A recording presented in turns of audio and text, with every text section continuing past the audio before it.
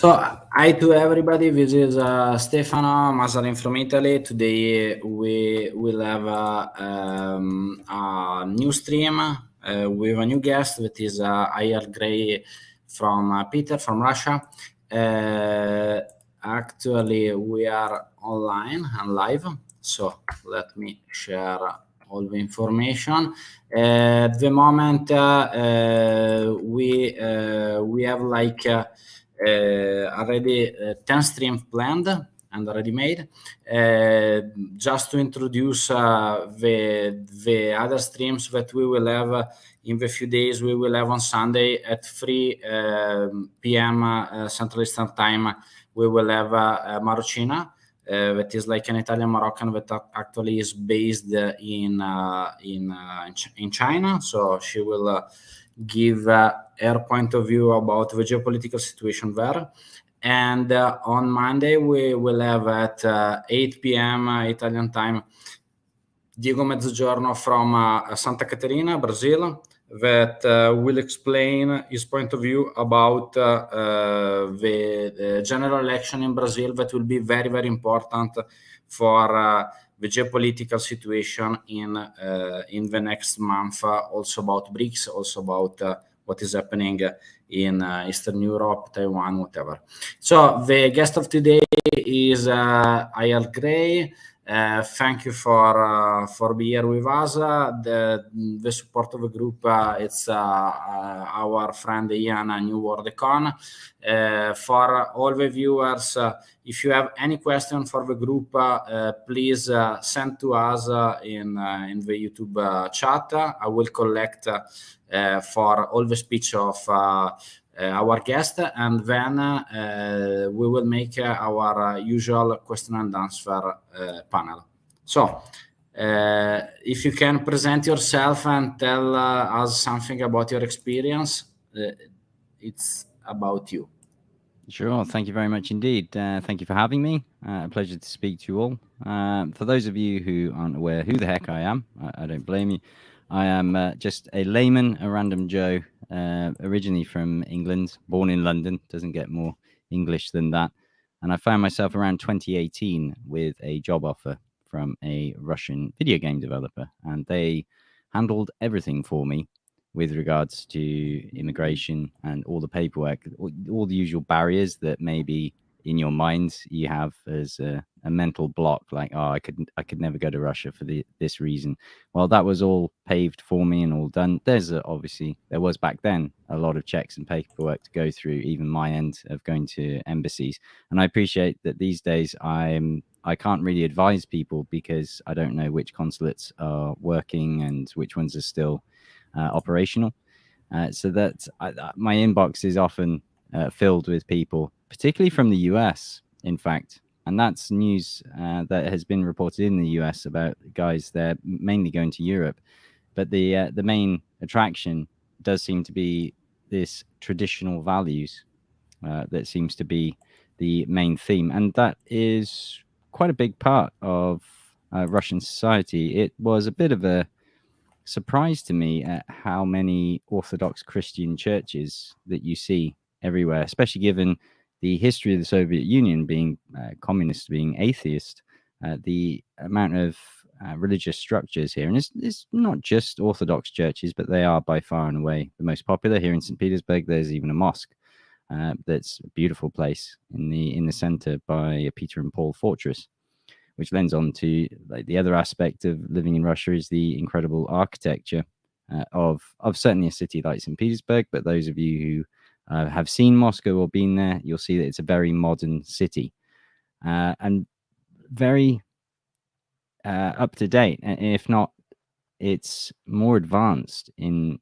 many ways and on very simple levels. The number one observation from my walkabout videos is how clean the streets of St. Petersburg are, how little graffiti there is on the buildings and the walls and all the spare space that you might see such litter in Europe and other countries. That doesn't appear to be the case in Russia. I know there is graffiti around, I've seen it, but there is that attention and pride that people admire. And I think that Russians value. Again, maybe that comes from like the communist history where there were lots of people working. It's not shameful to be a street cleaner in Russia because it is a valuable contribution to society. Whereas when I lived in England, that was the lowest of the low. If you're a street cleaner, it's because you failed in life. Ironically enough, I was a bin man at one point, and I wouldn't have said that I failed in life. It was quite a good job, in fact. But there's that difference in culture and mentality. And therein also, I think, lies some of the answers why Russia has been unfazed by all these challenges, whereas other countries might feel shamed that, oh, McDonald's has pulled out, oh, my life is going to end. Russians know they don't need that in their life and they're better off without it. They still remember simple times. They still remember simple skills. Growing food, your own food, it was a big part of Soviet culture as well. You had your city residence, which made it convenient to go to the factory to work.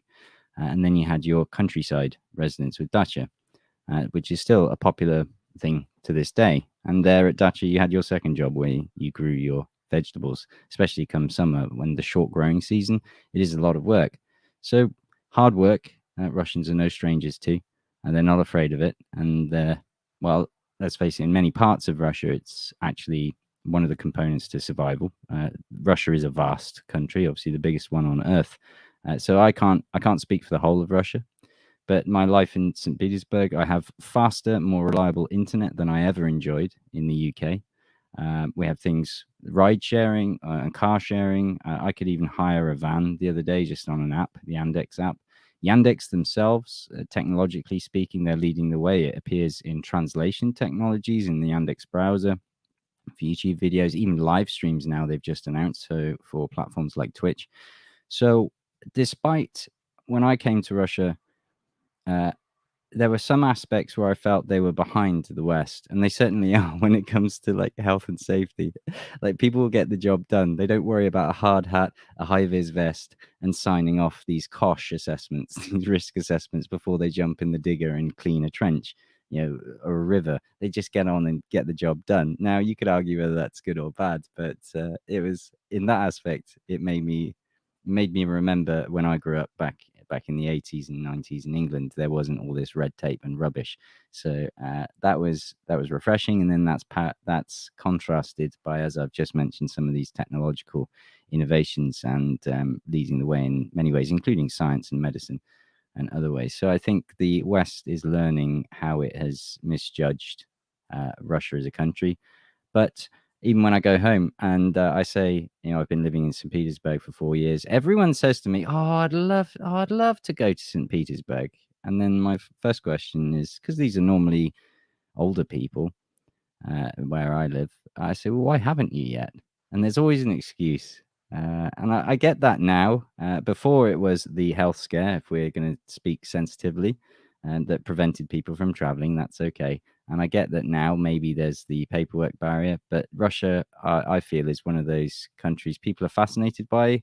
They deep down, they love it, but there's this fear, maybe just of the unknown, maybe because the language is so seemingly inaccessible, that they always dodge the issue. They always put it off. And I think that's to their own detriment. I think more people should be brave enough and find out that it's not the beast under the bed that the West will tell you, and no one has yet, and I've not seen an AK-47 yet in the flesh, so they're not going to come at you with that. I've not seen a bear yet, which is quite disappointing, even though I live by the forest. I've not seen a wolf yet in the flesh.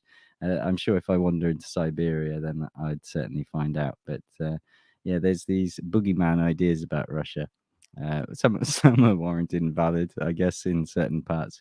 But that's part of it. That's part of the thrill for me. And I've yet to visit amazing places like Yekaterinburg, even Vladivostok, all across the other side. So the long and short of my escapade to Russia is my life my living conditions have improved immeasurably compared to how difficult life was. And people are talking about the cost of living now. I was struggling with the cost of living more than 4 years ago. 5 years, even 10 years ago. It's always been a hard slog. And I have a lot of sympathy for those, certainly back in the UK where I used to be, but also for Germany and other places in the world that are being hit hardest, because I'm not. My bills are embarrassingly low for energy and heating my home compared to what I hear other people are paying. They haven't, their prices haven't moved up or down that much. I've been taking the camera to the supermarkets. There have been fluctuations, particularly in certain products, which I've covered on my channel, why certain items have increased in price.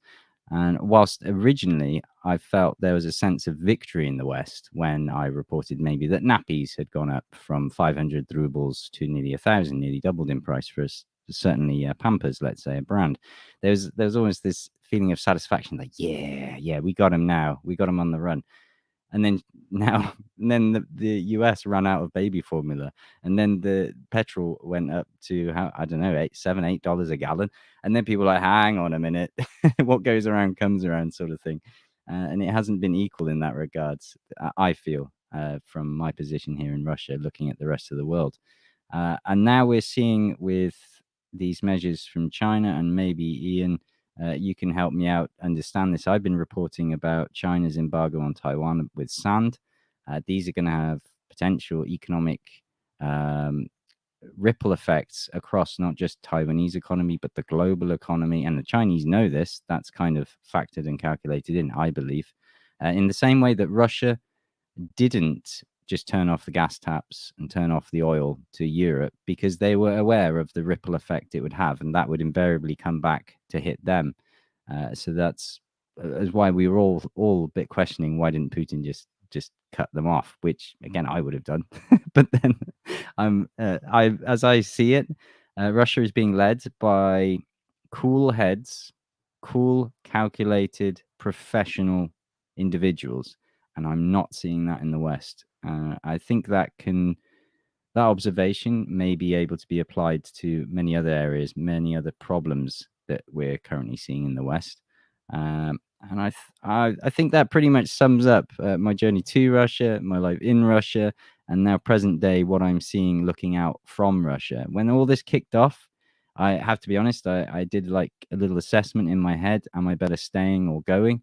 And both my heart and my head agreed that I was better off staying in Russia, especially when I forecast the potential effects. At the time, the ruble was dropping very fast. It was quite frightening for a little bit, but then I was kind of just wait and see. And sure enough, the cool heads and the professional calculations took their place, and now we see that the dollar has stabilized at 60 and the ruble is stronger than it's been, the best performing currency this year, apparently.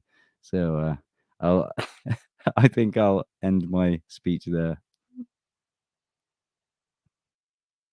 Okay, so I'm still collecting the question. Left side crew. I didn't know Ronald Gaudier, but we will try to contact him. About your experience.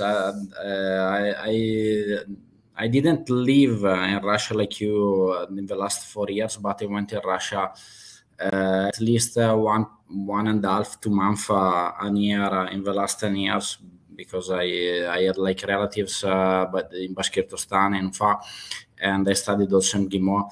I had the same sensation about like the cities, about the cleaners and the services. For sure, the system is completely different about like the West. So I visited also Minsk. And but I think that about the cleaning personnel, it's also a lot, especially for example in Belarus, because if you're unemployment, you cannot stay home, so you are forced to go to clean the street.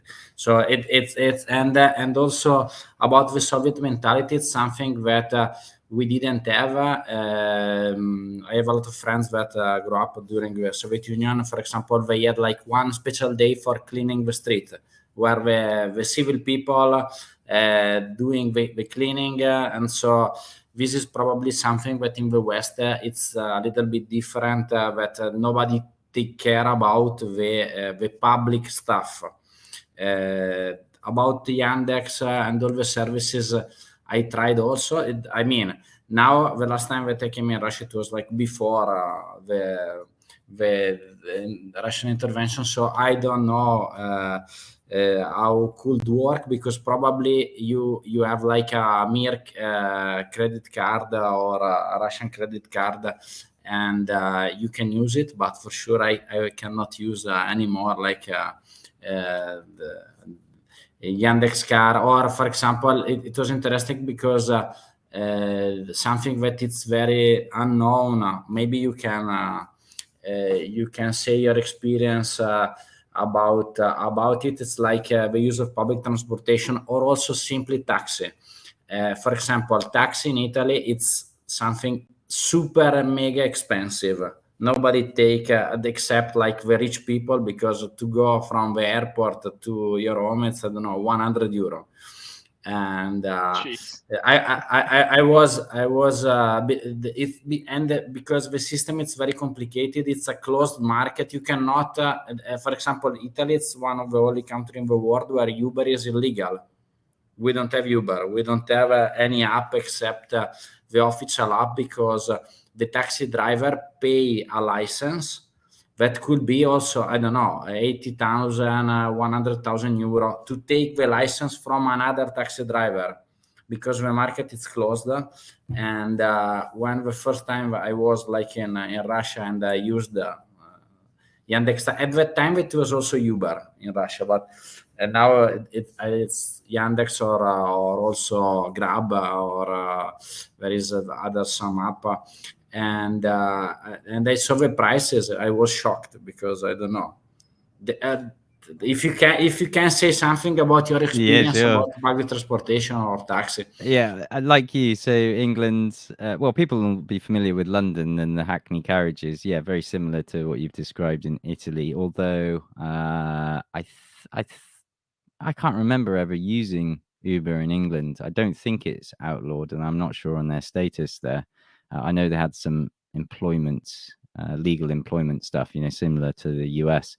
But it never crossed my mind, because like you've just described, you'd never call a taxi unless you're absolutely without any other options. There's no bus or anything else. That's the last resort when you use taxi. Here in Russia, sometimes it's even easier to get a taxi, or cheaper in some ways, than to drive. If you think of like toll roads or anything like that, sometimes it's cheaper to get a taxi. It really is comparatively less. But then public transport is like my journey to the north of the city where my office is. I'll just give you a quick idea. I walk 15 minutes out of my house to a bus stop where there are regular buses. I can't claim that they run like clockwork, because I'm out in a sort of villagey area. So there's some differentiation, like 10 minutes either side as to when the bus will come. But generally, they're regular enough, like let's say between 20 minutes and 40 minutes apart. So if you miss one, it isn't usually the end of the world for you. That'll cost you 40. It went up by 1 ruble recently. I think it's now 42 rubles instead of 41. I'm going to say that used to be around 40 pence. But now it's slightly more, isn't it? Yeah. So that's 40 pence. But it's the same, like only for people to understand it, like that. Prices in Russia, I never been in Peter because it's not on my way, because it's going north. Normally I go to Moscow and then I go south, because Ufa it's 100. It's about 1 hour 45 minutes southeast by flight from Moscow. So you are. And every Russian that I ask to, it's like, for example, they say to me, go to Peter, but only in the summer, because also the Russians don't like the winter in Peter because of the humidity and blah, blah, blah. But the main thing, it's like also the difference of prices. This is something that I wanted to ask to you, and then I'm collecting the question. Because Peter and something that Westerners don't understand because they normally, the most part of them didn't visit Russia, or if they visit Russia, they visited only Moscow and Peter. They didn't visit the real Russia. So it's like the prices in Moscow and Peter are very different from the rest of Russia. Also, Absolutely, taxi. Yeah. So and also public transportation, or if you can add some experience about taxi, if you ever used the marshutka, only to say if to explain what is it and what is the difference with the regular bus. Do you mean like the Marshutka? It's like a small bus where I know the ones you mean. They call them commercial buses.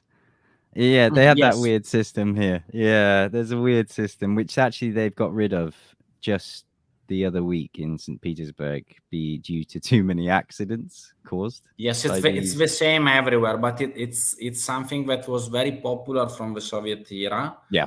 And the reason of the accident was that there is not a regular bus stop for them. Like you can you can get on and get off anywhere you like. And I'll be absolutely honest, the level of maintenance of those buses is highly questionable. But I think it's see what I mean? So Russia is slowly inching towards the kind of Western thing of regulation, but it is slowly. So they've got rid of those buses in St. Petersburg center, where all the traffic is now. I heard news in Moscow they're getting rid of cash on buses, which slightly unnerves me because I don't like these ideas of moving to cashless society. I've seen it in London with the Oyster card. It's annoying. That being said, I don't use cash on buses, so it actually doesn't affect me because you have a unified card for all of St. Petersburg that you can tap on these buses. Question that it's important for me to understand, because like if you had do you have a Russian bank account? Yes, yeah, I am. Like if I can ask you, like it's what bank do you use? I use Tinkoff. Tinkoff. Okay, great this is why I was asking. So I didn't know before, for all the people that it's watching, because nobody outside Russia knows Tinkoff. So it's very maybe of Oleg Tinkoff. He was in the news. But because it went out. Yeah. But it's like if you can explain how is easy and what is Tinkoff Bank, because we don't have this type of bank in West, or the really few experience. Yeah, the only banks I know that came close was there was a bank in England like First Line Direct or something. So Tinkoff's whole premise and that set them apart was the fact they don't have any branches. So their employees kind of work from home. They will visit you. When I opened my account, he came to my apartment and sat down and we did the papers there. And then I got a card either there and then, or I think maybe it had been pre-prepared based on the details of the application. So it was all really quick and easy. Then the app, and it's not just the app. In fact, for the most part, the Russian entire banking system is far more advanced and modern than the British one. Recent years, you've got faster payments in England, and certain particular banks enabled you to transfer. I think Barclays, for instance, could allow you to transfer money to a friend's phone number. But I think in England, they had to be a Barclays customer as well. Tinkoff and Russia, it doesn't matter. The street vendor who's selling you a coffee out the back of his van, which is quite popular, he'll usually have like a Sberbank account or a Tinkoff account, and that's ways that you can just send to someone's telephone number. You don't even need any fancy tech on your phone like NFC or anything. You can just pretty much SMS the money over to people, and it's just not a problem like it is in England. The Tinkoff app itself, that's pretty much where they really got their market as well. So let's say they targeted a younger audience, because babushkas and diedushkas, they still bank with Sberbank. They still go, they line up for their pension and whatever. So they're happy there. That's fine. Tinkoff didn't want that. It was like also another thing that it was very impressive for me. It's like that in the supermarket they have a lot of totem. This is something that it's very popular in Russia, but not in the West. Like in the entrance of all the mall, you have like one long queue of all the different type of banks, like Alpha Bank, Sberbank, Tinkoff, and Tinkoff. It was everywhere, and it's very interesting. I'm not a commercial of Tinkoff, so yeah, no, think about but it. I understand your But, enthusiasm because I'm the same. Like, wow, this is but amazing. no, because it's yellow and the totem it's like you can see it far away. Yeah. And the very interesting thing is that I'm trying to have like in the next stream the author of this book that was like Ruchi Sharma that was analyzing. It's an old book, but it's interesting because it's about 10 years ago. It's like the economies and let's say deep analysis about everything that was the emerging economies, so from India, China, Russia, whatever. The main thing that was about Russia was that the banking system was very bad. And if you return back 15 years ago, 10 years ago, at the end of the 90s, or let's say not so much ago, but at least 10 to 15 years ago, before Tinkoff, everything was very old, but it was a monolith. it changed very fast. And something that you said, but I think that the people didn't get. If you can explain, like in Russia, that you can transfer money from using not the IBAN or the SWIFT like in Europe, but directly with a telephone number. Yeah, you can do all that. There are there's other simple things like, when you buy something online, generally it just sends you an SMS code, verify it's you, done. And it's simple, it's easy, it's to my mobile, where I've got the app, of course. And then when I make a purchase, it's just a little notification. I've got my balance breakdowns. And then they also give you cash back and bonuses, which is very clever marketing. So they'll partner up. Some of these tactics and marketing techniques are used in the West, but they're not employed with such great effect as they are in Tinkoff, and which is where they've got such a good following. I've had accounts with Alpha Bank as well, but all of them are lagging way behind Tinkoff. You mentioned something else as well there. No. It's like it's curious because if you check in Europe, there is one company. I am not a commercial of this company, but I was curious, so I took this. This account. One other analog.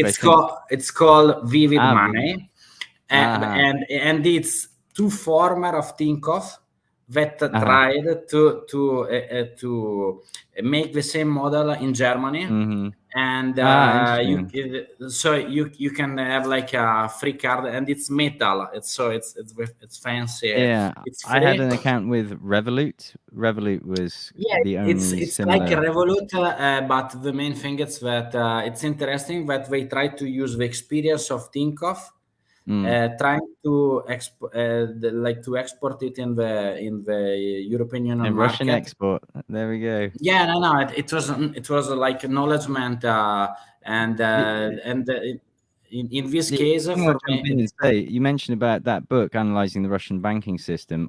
My wife's from banking. She spent 10 years there in the Russian banks, and it was through. I was asking sort of about mortgages and loans and credit system in Russia. And one thing I quickly realized is Russia uses fractional reserve banking, but they are nowhere near as, I'm going to say frivolous. They don't accept the same level of risk as the West does. So the banks are required to hold far much more in their vaults than I've ever been aware of in certainly the UK, and I can't speak for the US either. I think even in the UK, on some loans, they don't even have to have it guaranteed by actual funds. It's effectively just pulled out of thin air. Hence 2008 and the runs on the banks that we had. Russia's been through too many crises where they've had runs on the banks that they've adapted their system that it's almost impossible. And one thing that I observed, you remember back in February, where the West was like, oh, we've crippled their economy. Look at everyone lining up to take money out, including Tinkoff. In fact, they had one picture was of a Tinkoff cash machine. Why? Because Tinkoff was one of the few where you could hold foreign currency without commission. It was you could hold dollars, euros, and all sorts. It was very easy. They've since changed that. They've introduced commissions, and I think that effectively they're ending it very soon. But the thing that I noted there was, despite the West showing all these long lines of people taking all this money out, and even video clips of one security guard at a shopping mall, like you've just described, saying, there is literally no money left in this machine, guys, sod off. So I think most people didn't trust him. They're still lining up. Point is, there was no run on Tinkoff Bank. There was no run on Spearbank. There was no run on Alpha Bank. The banks didn't collapse because they keep the currency, they keep the assets actually in old school, like in the banks. They have to by law. Whereas I don't believe when the similar crisis hits the West, which invariably will. I've just watched a video today of NatWest limiting transactions to £2,000. You cannot take out more than £2,000 in cash unless you have an invoice or some justification. And even then, the notice said the branch reserves the right to refuse to give you your own money. So they are preparing in the UK. I will say that Halifax sent a notice out where they will limit how much money you have in your account. Some limits of £10,000 that you're not allowed to send out. So that was a key point when it comes to lending and actual banking system. Whilst very similar on the surface, when you scratch down and research into the modern Russian one, we'll have to say, your book was probably a different system, and I'm sure the Soviets employed a different system as well. Yeah, it's a very robust system. It's like the book was Breakout Nations, but it's very interesting because like the analysis also of other countries that are very interesting in this time, China, Turkey, and whatever. It's pretty good also in the prediction. But if I can say to you like about the limitation in the European Union, I think. For example, in Italy, we are used because there was also limitation to €1,000. So now it was 3,000. Now it's 2,000. But in Visa, it's not about the limitation. It's like to reduce the use of the cash for the black. So the main thing it's like if you go to Southern Europe, the main problem is that also if you look to the GDP, for example, the GDP of Italy it's very fake because it's much bigger. Because a big part of the economy is in black. So the main achievement that, for example, the European legislation is trying to do with that move, it's like to move as more as possible the people use digital money, but however. The people that have black money don't go to the supermarket. I don't know to explain it. It's like for example, if you try, this is something that would and then I will start with the questions. If you try to search everywhere in Europe, like €500, let's find like 20 banknotes of €500. I will offer you a dinner, because the problem is that it's very rare to find, because nobody will change you with 500 because everybody knows that this money is used for black, because it's easily to transport. So if you go to a supermarket and pay with 500, they will check and recheck and ask about. So this is why, for example, we had that in the UK with £50 notes, though. If you got your salary and it was like £4 50 notes or something for that week, and you took one £50 note to the supermarket, the woman would be there like, what? Yeah, but £50, okay, but it's 500. Yeah, I know. But I'm saying that's how much less it was. Like, it's very rare in the UK to find. Well, I was never rich enough to have £50 notes. So like I have like one of your follower that it's like watching Diana, that love watching your videos and blah blah blah. So let's see about. I will comment there and say that I like your videos on that too. I that's actually how I found your channel. I was looking up information on Russia, and you mentioned your supermarket videos earlier, because I was trying to see like on price differences, and I think those are very interesting. You should keep doing those. Yeah, I plan to actually revisit.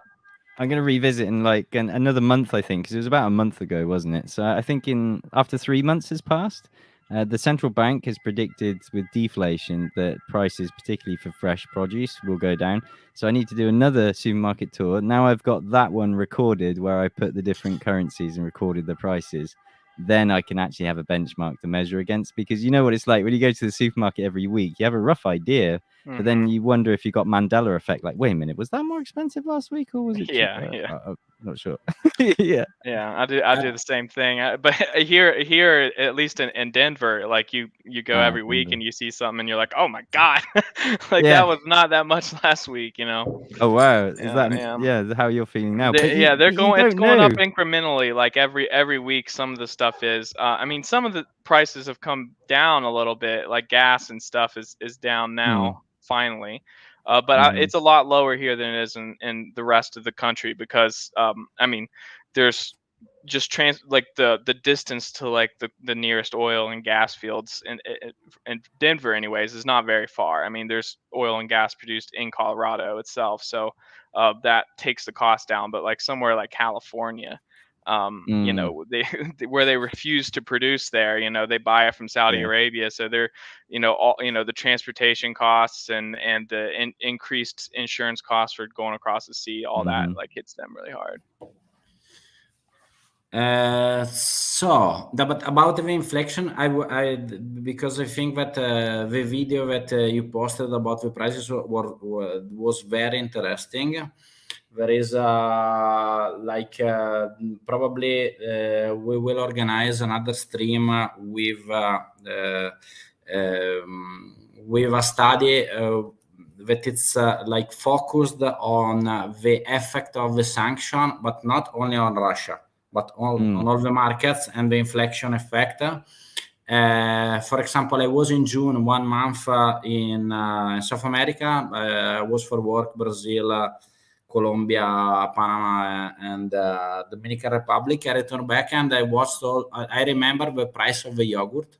Let's say that especially what I take, it was €1.89, and now it was €2.29.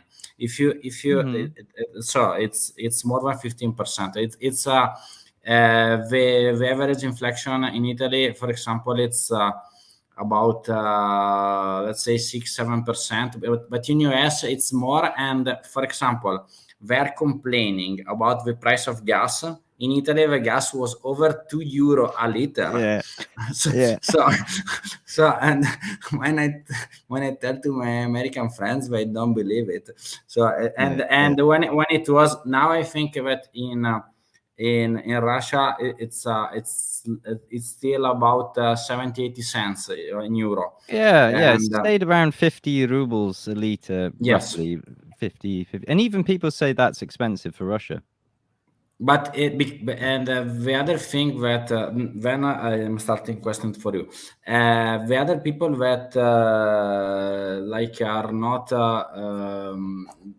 like used to the Russian mentality. The main problem is that Russians are used to have huge inflation. So when I was explaining to Russian friends that I hosted this week here in Italy, that for example the train from my city Brescia to Milan, the price of the regional public ticket of the train is the same of 5 years ago. Never changed, at least a little bit, and they don't believe it, because if you check the prices in Russia, every year you have like an inflation that it's like 10-15%. So the people, it's used to the increase of the prices. In Europe, we are not, because for a lot of years we have like inflation that was mainly 0 or 1 or 0 point something. So okay, let's start with a question for you. So 2 questions. First, how can people in the UK raised believe in free speech, liberal values, non-discrimination, totally ignore the same principle when it's about Russia, particularly journalists? This is it's a very good question. That's more and more people are becoming aware of these double standards. I was just watching Alexander Mercouris and Alex Christoforou talking about this comment by the Estonian Prime Minister, where she said visiting Europe is a privilege, not a right. Now, as Alexander Mercouris observed, back in the days of the Soviet Union, we in the UK were rightfully criticizing the Soviet Union for denying people what we said was the right to travel. So back in the Soviet Union, oh, wait a minute, it was a right for people to come to Europe. But now it's a privilege? Where's all this flipping around in the head coming from, and why?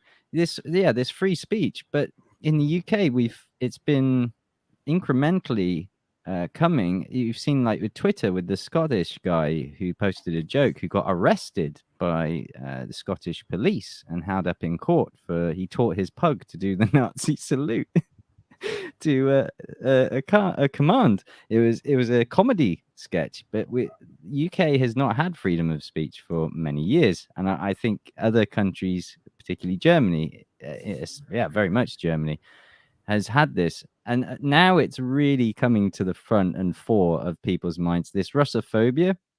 I may have incorrectly. I may have fallen for one of those Twitter traps, where someone incorrectly uses an example and attributes it to the wrong organization. But it was a rejection letter based on the fact that this person was Russian. So nothing more, not to do with their competencies or anything else. No, sorry, we cannot accept your application because you are Russian. Good luck in the future, sort of thing. So even if that was complete baloney and rubbish, we've seen it in athletics. I've just seen news today about another organization that won't accept Russian athletes. Nothing to do with the competencies of the individual, nothing to do with anything else, but is solely their nationality. Germany, a conductor was fired for not signing a form saying they denounced Putin. This behavior is completely the antithesis of what we were raised, and we believed that our forefathers and grandfathers died to protect. And yet now we're inflicting it on this other population. But that's okay, because for whatever reason, we've decided they're bad. And as Sergei Lavrov says, that's because we have cancel culture. And we don't think about what happened before the 24th of February. In the West, we just believe that everything started on the 24th of February and Russia bad. And I just don't understand if we're supposed to be so compassionate, how is it justified to punish a people and not their government? We're living in situations where we're seeing that our governments do not represent their people. That's interesting that you bring that up. I was actually going to ask you a very similar question. I believe you put out a video the other day talking about this with the Baltic states. Honestly, I find it to be quite racist. Just to discriminate a people just based on your ethnicity. And it's weird because a lot of these governments in the West are very liberal at this point, and they're doing exactly what they've been preaching against for the last couple of years. Which, not to get too political, but it kind of tells me that it's never really been about these values for them. It's always been more about power, right? But my question is there a lot of people in Russia that are worried that have relatives living in the Baltic states? Because I know there's huge Russian minorities, especially in I guess it's Latvia and Lithuania have 25% of the population, but Estonia is very close to Saint Petersburg. Is there a lot of people that are worried about not being able to visit relatives or people, Russian people in Estonia that come to Russia to visit and can't get back? They might be worried, maybe, but if you look closely, because I studied it today, this proposal about not issuing, or Estonia blocking Schengen visas, so they won't issue anymore. And then you look at it, but exceptions are made for, and it's the usual ones, diplomats, funerals.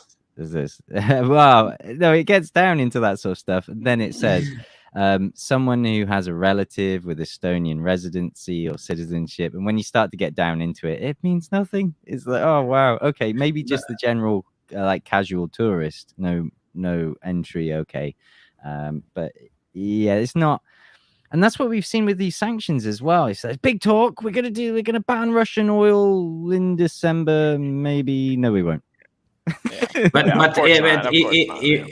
if I can say you like for sure, like that proposal will not pass because Italy is It'd be against, catastrophic if it Spain is did. against, Germany is against. But why? If I can tell you my point of view, the reason it's because if you want to come to Europe now, you have only 3 choices from Russia: Tallinn via bus, and then take Yeah, that was Ryanair. when So this is the Finland. reason.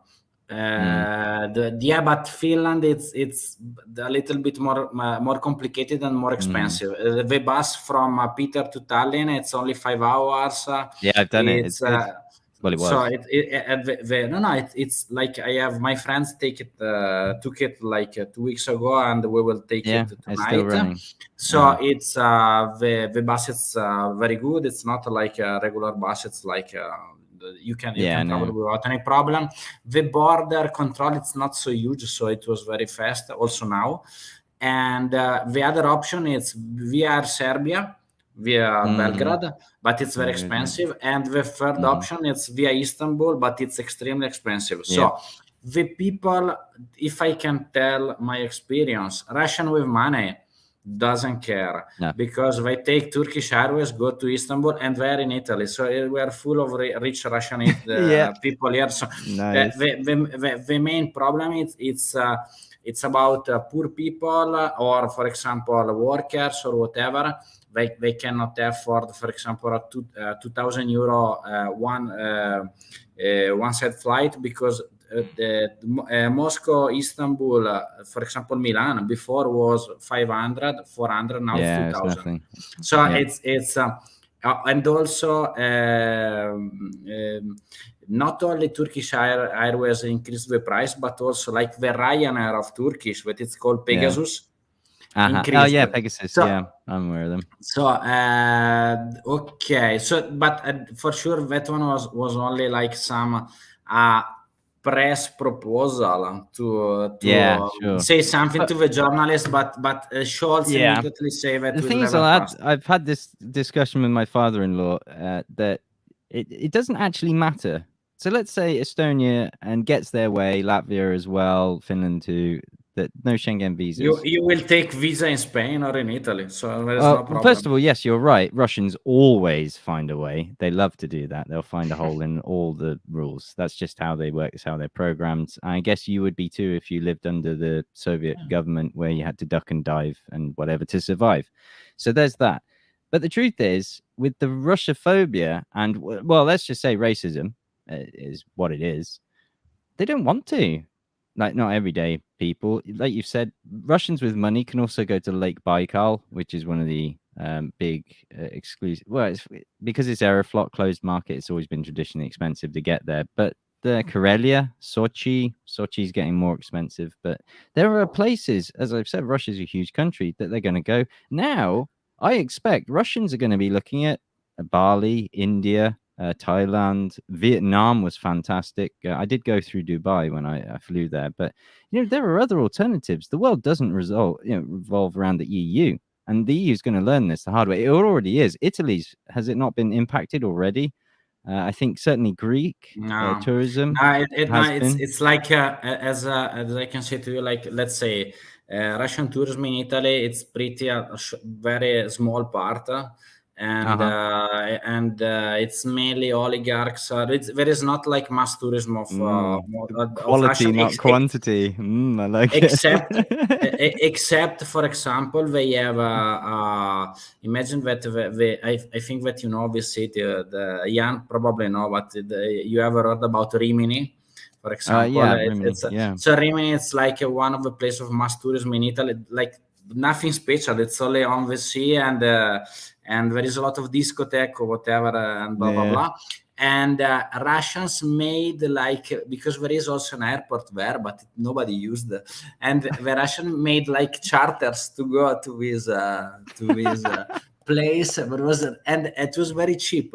So if you wanted to make a cheap flight to Russia, there was like this charter from this Rimini.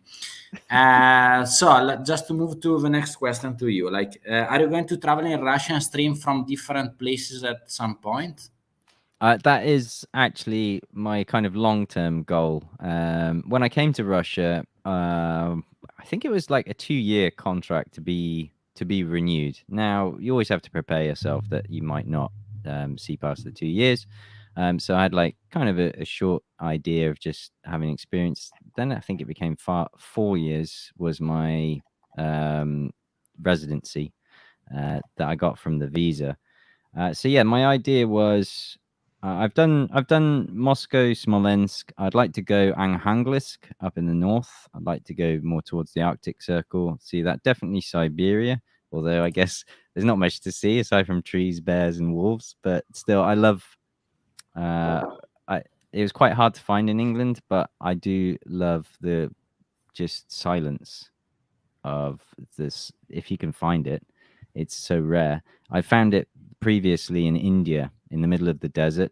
I was sitting on top of an old fort at nighttime, and it was like midnight, and I saw a sight I'd never seen before, which was a featureless horizon. There wasn't even a tree.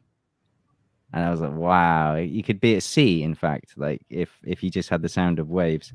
So I think somewhere vast like Siberia, Alaska for Americans, I think represents that kind of place. So yeah, I'd like to go there. And then Vladivostok has the Eastern culture. And that is the other aspect of Russia, is it's this melting pot of all these amazing cultures coming together. And if you go to certain places, you can do it. The Trans-Siberian Railway, wow. And that's something I've got to do before I die. But I've been told and advised the standard of Russian needs to be quite good to do that, because you do go through some places where you stop over where there's no chance they'll know English. They're more likely to speak Mandarin Chinese than they are to speak English.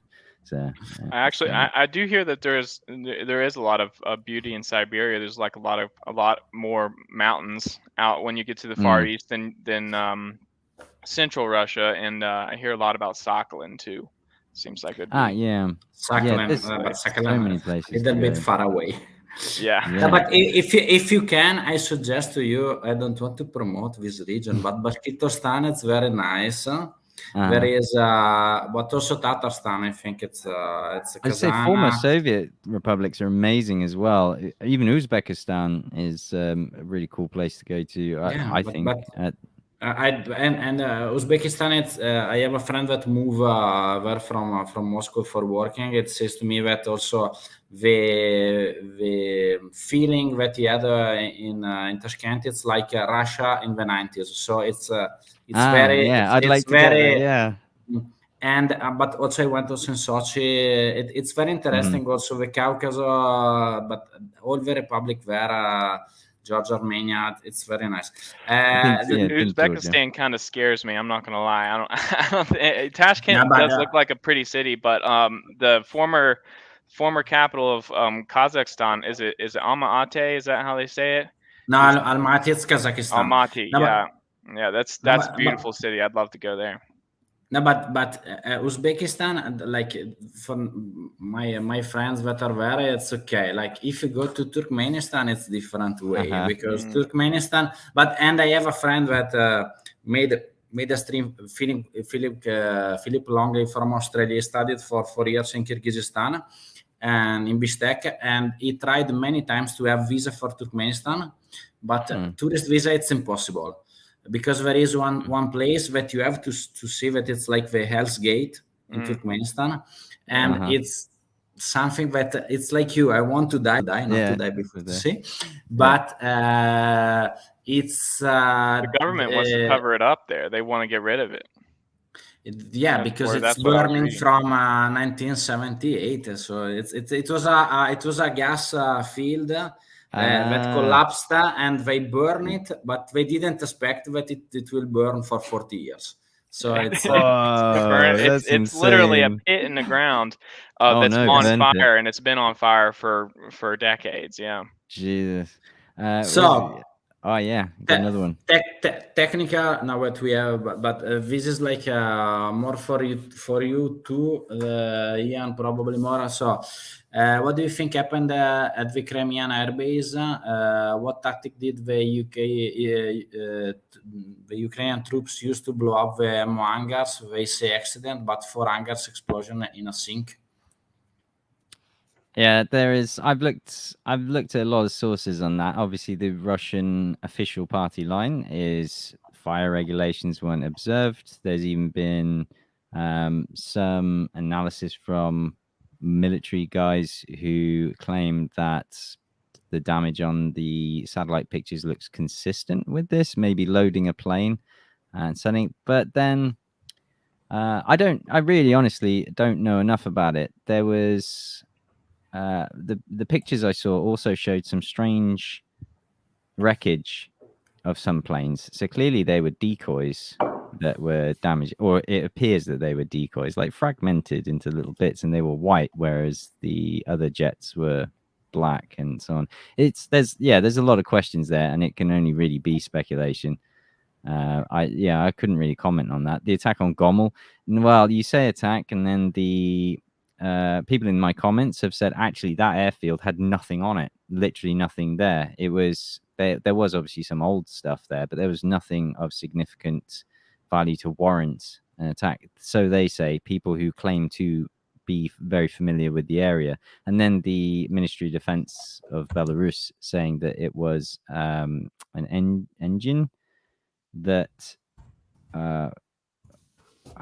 they said basically they had stripped down and put something back in, and then it had malfunctioned and caught fire, and that the personnel had got in touch. So whether both these cases were sabotage, I would say possibly, sure, and that would be more consistent with eyewitness accounts and the video that we've seen, where there were no incoming objects that seemed to strike it. So the damage looks consistent with explosions on the ground, not impacts from the air.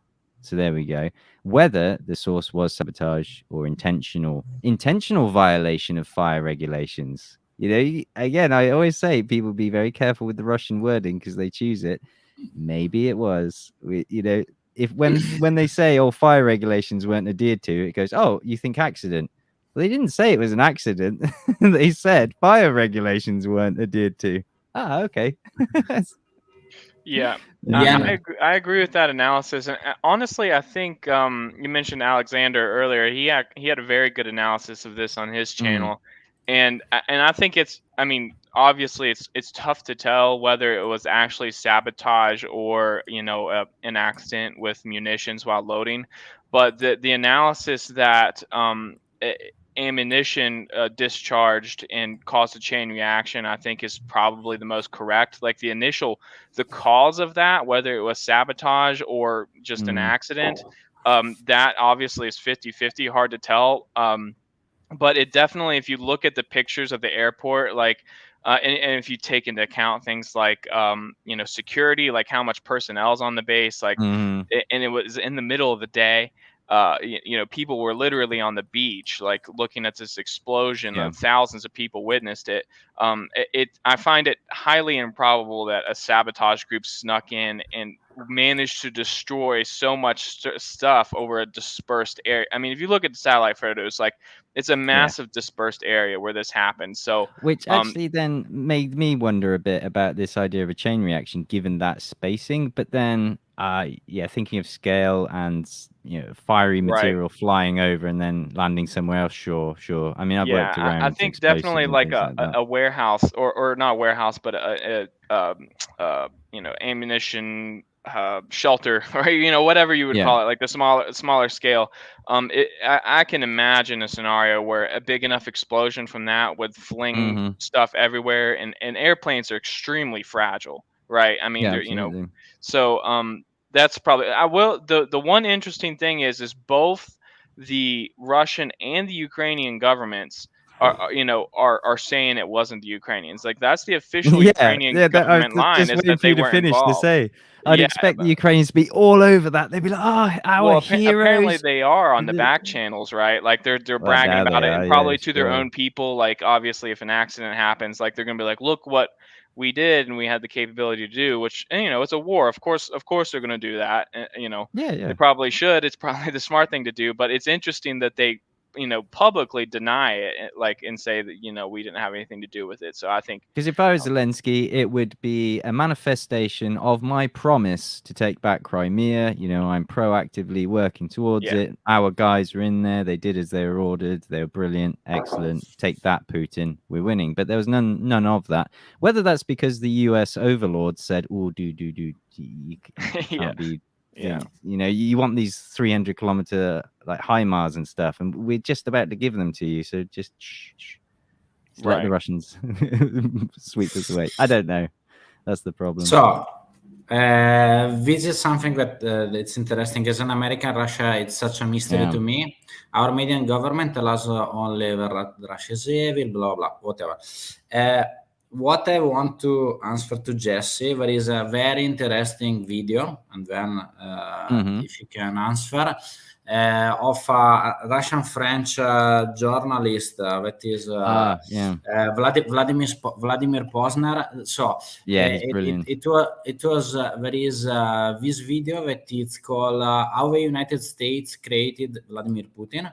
It's a long video, 1 hour 53 minutes, but it's very... Posner's worth listening to, though. Posner is worth giving your time to. It's very interesting because he said that what happened in the 70s was that the American national television asked a lot of live, starting from one, to him to understand the point of view of the Soviet people from a Soviet mindset, and that was able to speak perfectly English. And something that he said that now it's impossible, because this thing I have to say to you, for example, in the Italian television is not like this, because if you check in the Italian television was one of the only with a lot of Russian journalists, also like propagandists, like as the Western said, and it's something that for sure you can say the Russian national television, it's not like a champion of multi pluralism of ideas, but for sure it's interesting that also the US television is not showing any source that is from people that are speaking from Russia, not Russians minority in US. So I'll jump on that, because I absolutely had the same upbringing, pretty much. As a British person, Russia was a mystery to me. My media and government, that's pretty much anything Putin did. I remember Yeltsin. Yeltsin was this drunk clown that the media laughed at. I think he even walked naked through New York at one point in his benders. So Yeltsin was this, I'm pretty sure it was Yeltsin, and he actually lined up Putin to take over, and they had a big crisis actually back in the early 90s after that. But they had, my point being, they had the shame on the international stage. They had the collapse of the Soviet Union. Yeltsin came in, made a mockery of both himself and his country, pretty much in the eyes of Russians. And Putin saw this, witnessed this, and credit to Yeltsin that he lined Putin up to take over and take charge. The other aspect is Russians. We talk about, because I often get accused like, oh, you make out like the Russian government's the best one in the world. Well, as Churchill said, democracy's the least worst form of government that we've come up with so far. And sure. And I can only say that in many ways, I find the Russian government to be more hands-off in my life. I don't find it interfering to the same level that I've found in the UK. I find it with taxation. It's much lower. It's much more simplified. We talked about how they'd made technological improvements in banking. Same with taxation. I can just go onto the portal called Gosses-Lugi, and I can just find out how much tax I owe and just pay it there online in a portal. It's not designed to trip me up, as I feel that it was in the UK, where it was this black magic thing, and it was all dependent on what some asshole pulled out his backside one day as to how much I owed. And then I had last week to have paid it, and now I owe a fine. That's pretty much my experience in the UK of 15, 20 years. And when I was self-employed. Of course, pay as you earn. They have that similar system here in Russia. But my point being is I don't feel the government's out to get me in everyday life. That being said, with the implementation of the restrictions, the authorities, I'm not going to say the government, but like the regional authorities fought tooth and nail with business owners because they unionize. They get together over anything that's a problem. Russians look together and they work together, and these restaurants weren't going to shut down despite being told to. They don't know, we've got to earn our living. What are you, mad? Whereas the EU were just like, oh, we're going bankrupt. Well, the Russians are like, we're not taking it. So the answer was, first of all, actually, they backed down and postponed it, the city authorities. And then they said they'd fine people who visited those restaurants. So they weren't going to shut the restaurants down. They would just charge a fine. Of course, people didn't give monkeys. So the restaurants just closed the windows, made it look like they were closed. And then people would go through the back door and have a lovely Georgian restaurant experience and then go back out the back door again. So there is, when it comes to Putin, we've already talked about how vast Russia is, all the different cultures. You do have to be firm and you do have to be fair. There is no room to be like an Angela Merkel character or a floppy Boris Johnson. No one's going to take you seriously, and the whole federation will collapse. I know that's what they hoped. I know that's what they wanted to happen, but people can see through that, hence his high approval rating. You wouldn't understand this. And without living in it and understanding the mentality, the aspects that the West will scream about and go, that's authoritarian, that's awful. Like this journalist that protested, she was in court. She got off with I'm pretty sure she got off with a 20,000 ruble fine, which for the everyday Russian is a month's wages. But for even myself, that's affordable. And I was surprised that the government didn't send her to a penal colony. That's what I said. I said I'd do that. I was coming out more authoritarian, and I see more authoritarian comments on YouTube from the West when it comes to people who are so-called dissidents. I think that situation was a little bit complicated because Macron immediately put the protection. Yeah. So I think that if it was another, I know some journalists of opposition in Russia, and I met personally, and I know people also of the government. So I'm very into, because I also studied there in Moscow and blah, blah, blah. And I think there is that case was too much on international media. So if you have like a local, she's back in court though again. Did you know? So she went. The one I'm referring to, I forgot her name. Yeah, no, but the one that flashed up the sign on TV, right? So she went to Die Welt, or I'm going to say some German TV channel. Then the Ukrainians protested, and she got fired from that channel. What blew my mind is I read an article saying she was back in court in Moscow. I was like, "What are you, insane woman?" It's like, so I think that whole thing is surprising, and to like look at it a little differently. I mean, it did get the media attention, which you would think that might have been what saved her, but it didn't save Navalny. You know, like no, I mean, that's another example. Like honestly, I was very surprised. I'm very surprised.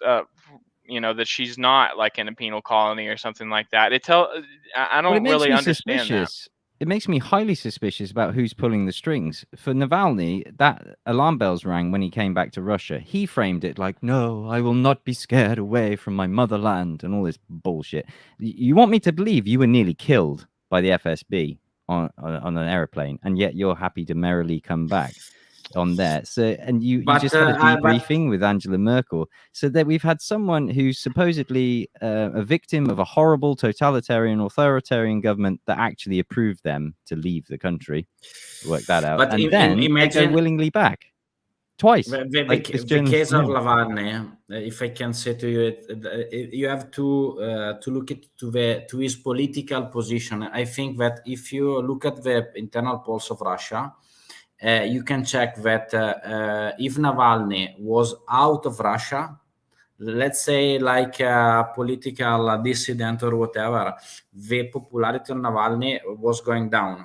So it was like if it didn't return back, I agree. All the movement was over, so it was the only option. He knew that it was put in prison, but now, like for example, his Russian channel is very popular. All of the journalists for sure are not in Russia, they are in Baltic states, because they cannot do like the YouTube stream in Russia about that. But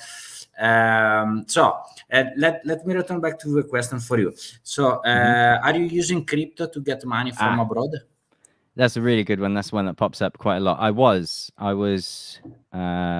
in the early days, I used a company. I won't say the name because I don't think it works anymore, so it doesn't matter, and I don't want to give promotion where it's not useful. But I used a company that I think was based in Belize, of all places. So I was able just to use my British bank cards to charge my cards to this company that could then, as we've again discussed with Tinkoff, you can just withdraw to. You just need the bank card number, and I think it was limited to 70,000 ruble chunks, but I just did it by the bank card. And then when that said we cannot process payments from UK cards anymore, then I used a system of using one exchange to buy a crypto, send it to another exchange to then withdraw to another company to then withdraw. Since then, I haven't had to, because I've found a company whereby it only works for business accounts to pay me. So if you think of like YouTube, or I've recently set up Spring for Teespring, any revenues from that can be paid to this third-party intermediary. I don't know how they do it, but I can hold a local account in US, EU, and UK. So they have their own bank accounts in these other countries.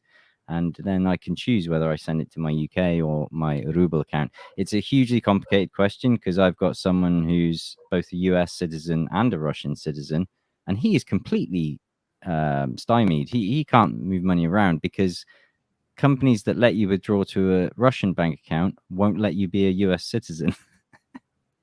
So, but it is possible. You can do it. It's actually not as expensive as I thought to do. It's actually cheaper than the transferring services that are left to do. Good to know. So Caitlin, she's one of our aficionados viewers. Before the war, what was the perception of the Crimea and Donbass war? So it's before February, probably. Yeah. Well, Crimea goes back to roughly the same time things kicked off in the Donbass. Obviously, the annexation of Crimea, Putin was heavily criticized for not moving on the Donbass to protect the people there, who were clearly in support of Russia, clearly wanted that action. In retrospect, I believe he knew Russia wasn't ready to withstand this inevitable storm of sanctions at that time. That was when the Mir card system was researched and came into being. After that time, after 2014. So Russia clearly knew. They got a good taste. The West helped them out, gave them a good taste of what would be to come. So they improvised, adapted, and overcame those ones. They obviously modeled what the West would do in this scenario that we're seeing today accurately. To your point, we can't say they got everything right. They have obviously, or there were certain factors they just simply couldn't mitigate. But as far as the perception, Crimea was very positive in Russia. Putin got a massive ratings boost back in Crimea, despite that criticism of not moving on the Donbass when he did. And as you will, well, you probably won't have heard that readily, but it is fairly well known in the West that Putin's ratings have again gone even higher now, over 80%. The only caveat to that is I think the sentiment is get it done. People understand many of the factors, but I think like everyone in the world, they want this over and done with. That's not to say that they want him to rush, because they also understand the minimization of the losses. It's been said that much of the fighting is DPR and LPR with the support of regular Russian artillery batteries. But even LPR soldiers are saying there are some Russian infantry. I know the Wagner group is very active, and Ramzan Kadyrov's Chechens are also on the front lines. So there is some risk to allied troops there, but that's understood. The Russians adding to the same question, it's the same, Graham. What is the Russian attitude to the operation in Ukraine? Well, if we can go back and address the protests that the West grabbed on so readily and spread so well, I've not seen or heard of any such protests happening since then. And I don't believe that's due to the government's response. My personal opinion, given Putin's background as a lawyer, was he cracked down so hard on those who were calling it what it wasn't because of the legal ramifications of doing that. He claims it's a special operation, and that is codified and defined in international law as a certain thing. If his own citizens are there freely calling it something he says it's not, then it's far more difficult to argue your case on that. And even I believe Scott Ritter even agrees that you can tell by the behavior that it's not what it could be. It's certainly not World War III, and that would be a very different scenario. So Russians' attitude is... I'm sorry to interrupt you. Are you suggesting that they're looking at it like a form of almost like libel or something, where it's like that's my personal interpretation. Protesting no war, and it's like it's not a war, so that's kind of what's Yeah, I suspected some of it's this control that I've talked about. You have to be firm and fair in Russia. You can't be another Stalin. That won't fly. You will get deposed. They're not going to live through that again. So you can't go to the extreme that the West portrays he is at, or if not worse. I don't believe Russians will tolerate that anymore. But at the same time, you can't be one of these woke progressive. You can't be a Navalny. Navalny wouldn't last 5 minutes in the Kremlin. He'd probably get poisoned there as well. Yeah, I agree. I don't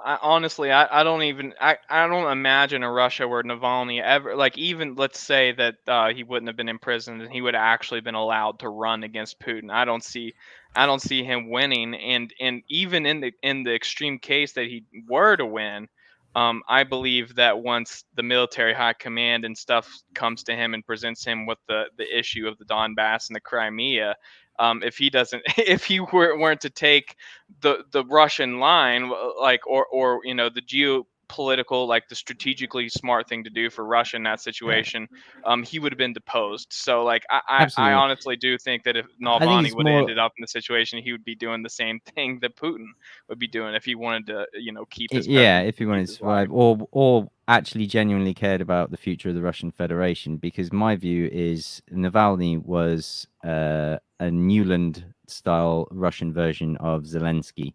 So his struggles, or presumably he wouldn't have acted in the same way as Putin, and in so doing would have probably brought about the collapse of the Russian Federation, which is what they want.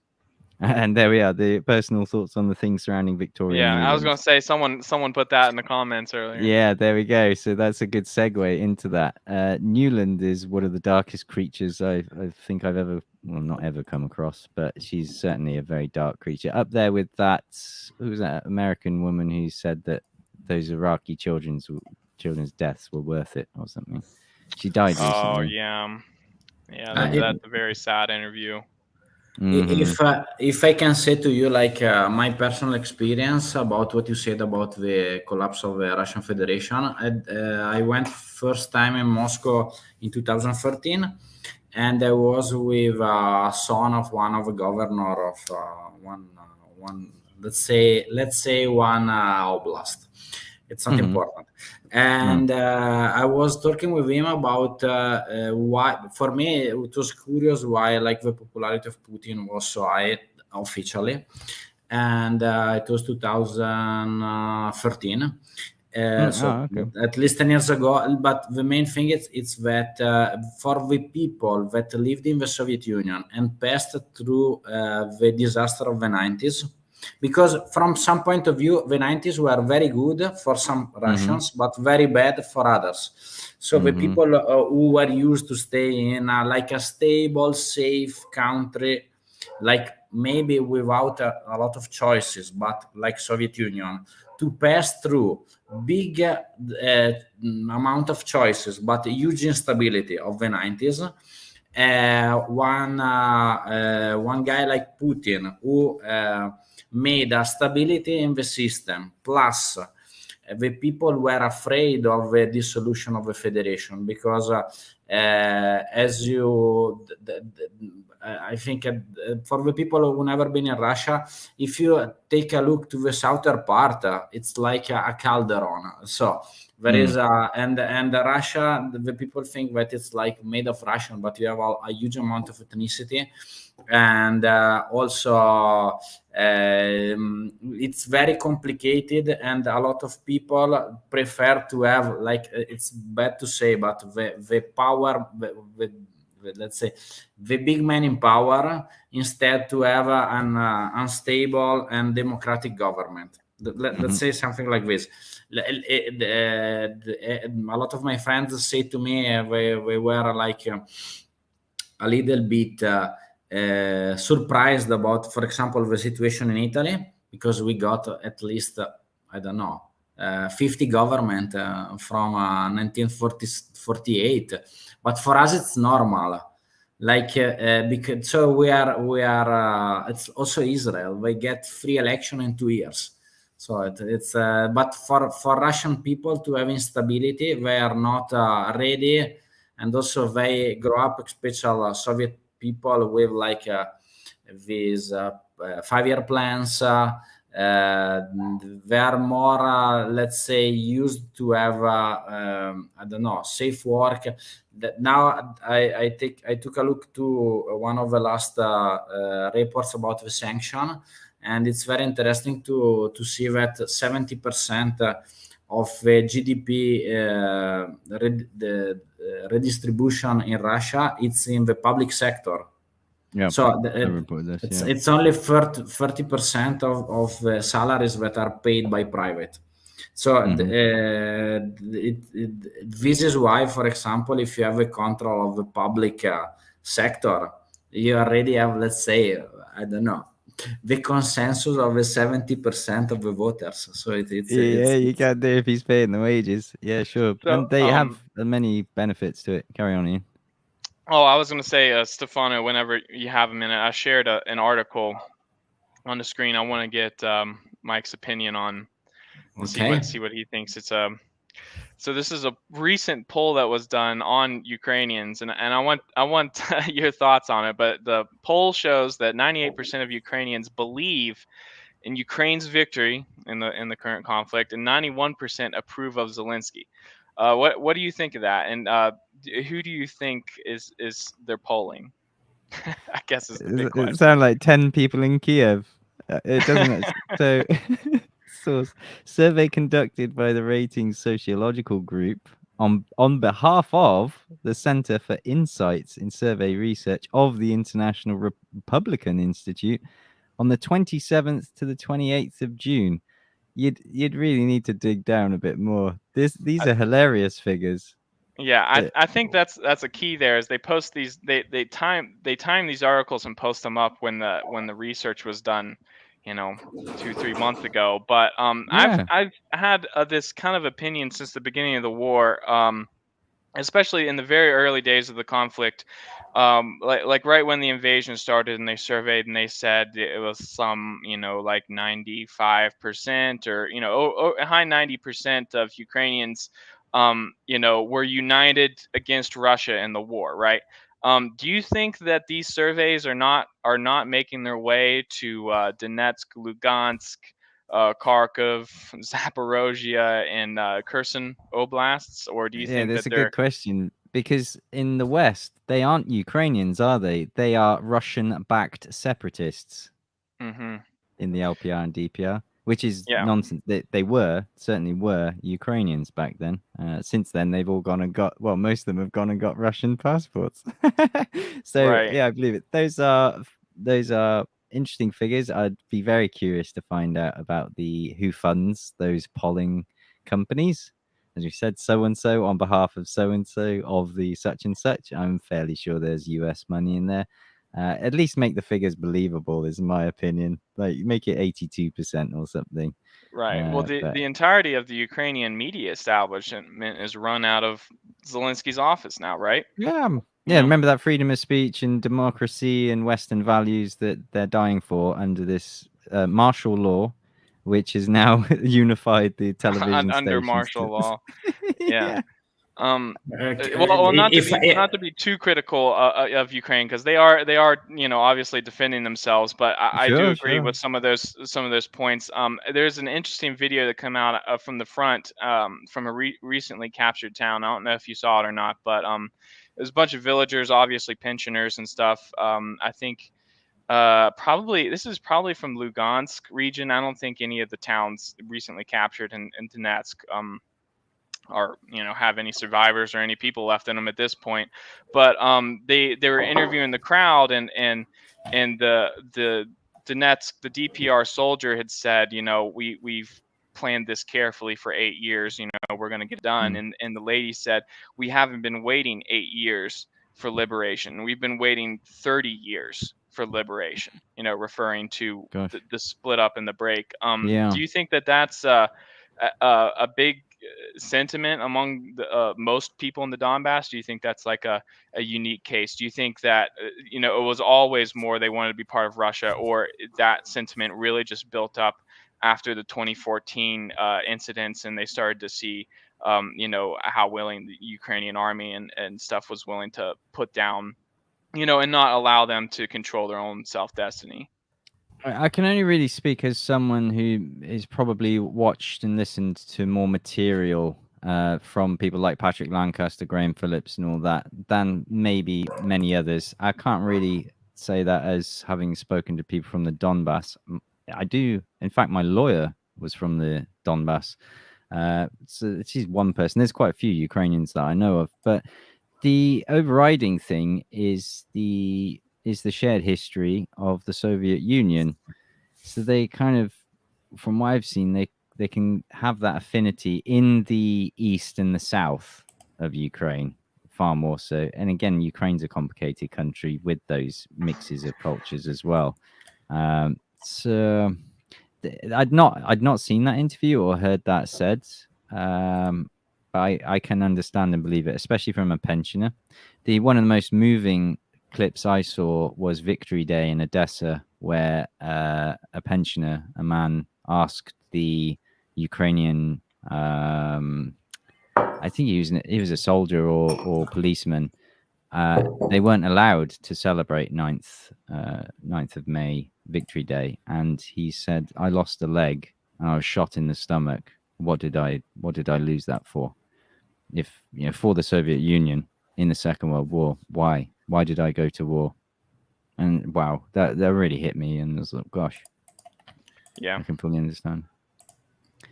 This about Graham Phillips. This was a comment that I didn't post, but you make. I make a reference to him, yeah. So yes, I certainly did. I followed that with great interest. They sanctioned him, froze all his money. What's my opinion? Are you afraid it could be you? I'm not afraid, although I am. Actually, I think I'd be flattering myself if I were to say I were that level of attention for the British government. I'm sure I may be on certain people's radars. Some people have warned me as such that I'm on a list and being watched. Can you imagine hearing that from the UK? No, if this were a story from the Second World War and we were talking about Germany, then of course you're on the list. If we're talking about Soviet Russia, of course you're on the KGB list, being tracked, being followed. People are telling me this in 2022 about the government of England, of Britain, that I'm on the list, and we've seen that this is unprecedented. It's obviously illegal. What's happened, and therein is again one of these key markers and points that are waking people up to the corruption as well, not just the rot and the deceit and the lies and all that, but the corruption that we were told lived in Russia. We weren't told about it in Ukraine, although it's clearly there. Of course there's corruption in Russia. Of course there is. And I don't think any Russian would deny it. But how many English people would acknowledge the corruption in Westminster or the corruption there? And they took the oligarchs' money very readily, very happy to participate in the corruption, all the donors to the British ruling parties and members. And it's almost common knowledge in the UK. And yeah, if you were to tell a British person that there's corruption, they wouldn't believe you. The fact that they can't get off a traffic ticket by chucking £50 at the policeman doesn't mean that there's no corruption in the UK. It's a different way of programming, and good luck trying to bribe a German police officer, for instance. But that doesn't mean there's no corruption in Germany.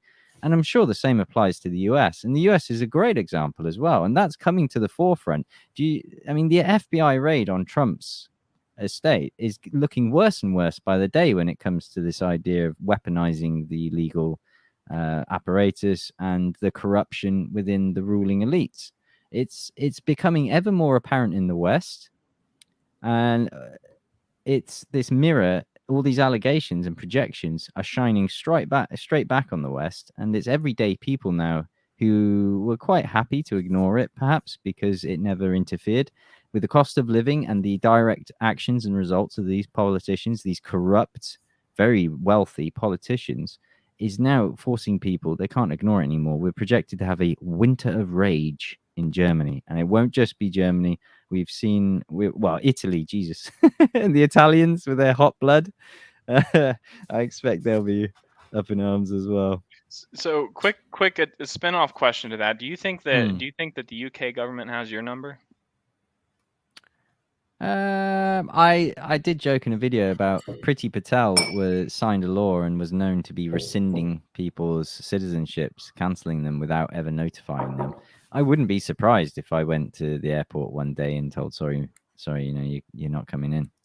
Wow. And with regards to Graham Phillips, I don't know why he'd want to go back to the UK, in all honesty and personal thoughts, because as he described, with his bank accounts frozen, he can't pay his bills in the UK because it's illegal to do business with him. So even though he has the money, he cannot pay these companies because by accepting it, they'd be breaking the law. All right, fine. Your debts have been forgiven, Mr. Phillips. That's a wonderful gift. I would look that gift horse and I'd say thank you very much. I wouldn't look it in the mouth, and I would probably accept a passport from the Russian Federation, which I'd be very surprised if they denied him. I will put like the last 2-3 questions first. So, sure. But only like to say to you about we will talk about it. But there is a very interesting phase that was the Ukrainian referendum for the independence in 1991. It's very interesting that let's say for example, Donetsk Oblast. This was like something that Kuchma, the former secretary of Communist Party of Ukraine, did it before the declaration of independence. And question about Gorbachev was very, very surprised about the positive votes for the independence in this oblast. The oblast was like Donetsk Oblast.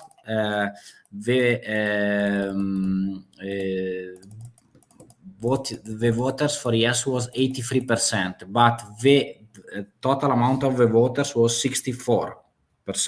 Mm-hmm. So it was 83% of 64. Probably the majority of the Russian people, the Russian speakers, or the Russian people didn't want to vote. But for all the oblast, there were like a huge majority of people that were voting for the independence from the Soviet Union. This thing was very interesting because I'm trying to invite in like this Ukrainian historic that now work at Harvard, that it's called Sergei Plokhy. It wrote an amazing book that it's called The Last Empire, and he said that when there was this phase, the referendum was made the 24th of August 1991. And we were talking about the independence of the Ukrainian Socialist Soviet Republic from the Soviet Union. They were talking from that time the redefining of the border of Donbass and Crimea. So as we're repeating this phrase from a lot of streams, it's a long story. It's not from 2004, Which 3, lends into that 2014. interview that you just said about the pensioner saying we've been waiting 30 years. Maybe she's Yeah, referring to this. yeah, probably. But the main thing is that, but the worst thing about this war, special military operation, call whatever you want, it's that the majority of the people don't make any difference between Ukrainian and Russian. Like Ukrainian and Russian, you know, like in Russia, for example, you have family that are completely mixed, half Ukrainian, Georgian, whatever.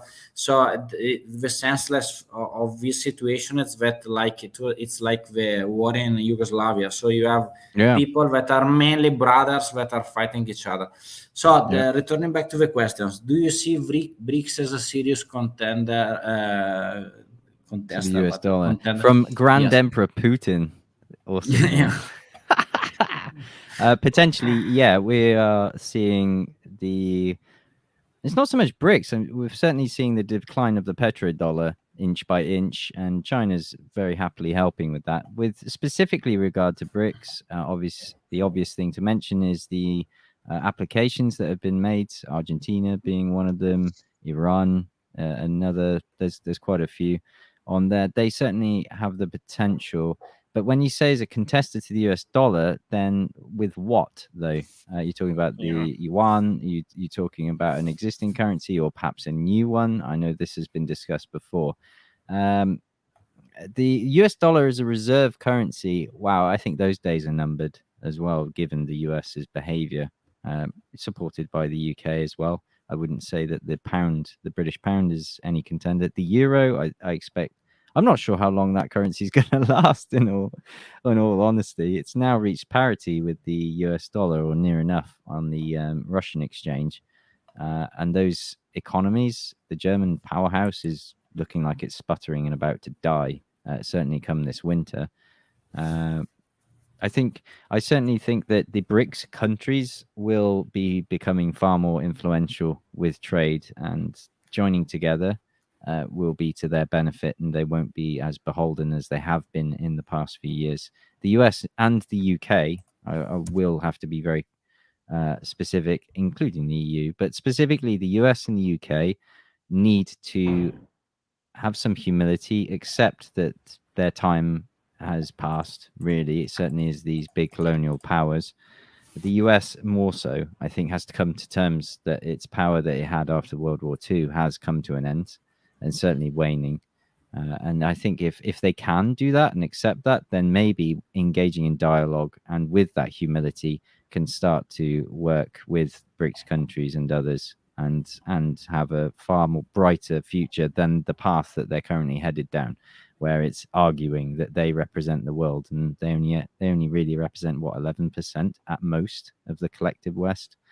So that's my opinion. I agree. I agree with a lot of what you said. Just to add to it, I do see challenges in terms of like U.S. dollar dominance, but not within. I mean, and this is, it's tough to predict the future, but like just based on my knowledge of currency and how these things work, I don't see a legitimate real challenge to the U.S. dollar as the global reserve currency. Not in this decade. There is some troubling things going on, like especially with the ruble, and this is the first signs of cracks, right? But like it's such a small, minuscule percent of global trade. You see like gas for rubles and like some wheat for rubles deals now, and eventually we're going to get oil for rubles deals. Those are going to be like some of the first deals. I mean, the ones we've seen this year are some of the first deals made in international trade that weren't denominated by the US dollar in like 80 years or so, right? Like, so like, I mean, it's alarming to people because like it's completely unheard of. Like all international trade is denominated in dollars, right? So for some of the trade to like start skipping past that and switching to a new currency, and especially a currency that's done like very well this year, is like worrying to people. But I think like a good analogy would be like if you were to compare like the thoughts and opinions around like clean energy or EVs, or like people are like, oh, like solar and wind is like the new thing, like everything's going to be powered by it, or like, oh, EVs is the new thing, everyone's going to have an EV. It's like, well, if you look at the real percentage of stuff around the world that's actually switching to EV and clean energy and solar and wind and stuff, it's very, very small, and it'll be decades before like the real switch and before like it starts to really rival fossil fuels, right? And I see dollar dominance the same way. If the dollar, I mean, which has plenty of opportunities to recover and maintain its, as long as if the U.S. can get a hold of itself and get their spending under control, which honestly there's no sign of that. Then it's still denying inflation. Biden said it was zero for July. We're not in a recession. But yeah, I mean that's the real challenge to it. Honestly, is like you're starting to see like some genuine movement, and then there's also a challenge in terms of like markets. Like one of the big things with international trade is like not just producing these things, but you got to have somewhere to sell it to. And the U.S. is by far and large the biggest market in the world, right? Like, I mean, it still has a relatively stable population pyramid. There's a lot of people to sell to. We consume more than we produce. It's like a good trade partner to have, right? Because if you're trade partners with us, you have potential to make money. But Europe is not a good trade partner to have. The population's in steep decline. There's more old people than there are young people, so they're producing far more than they're consuming. So Europe has to export, right? Well, where are they going to export to? The U.S.? I mean, the U.S. doesn't really want European goods because they're making the same kind of shit we are.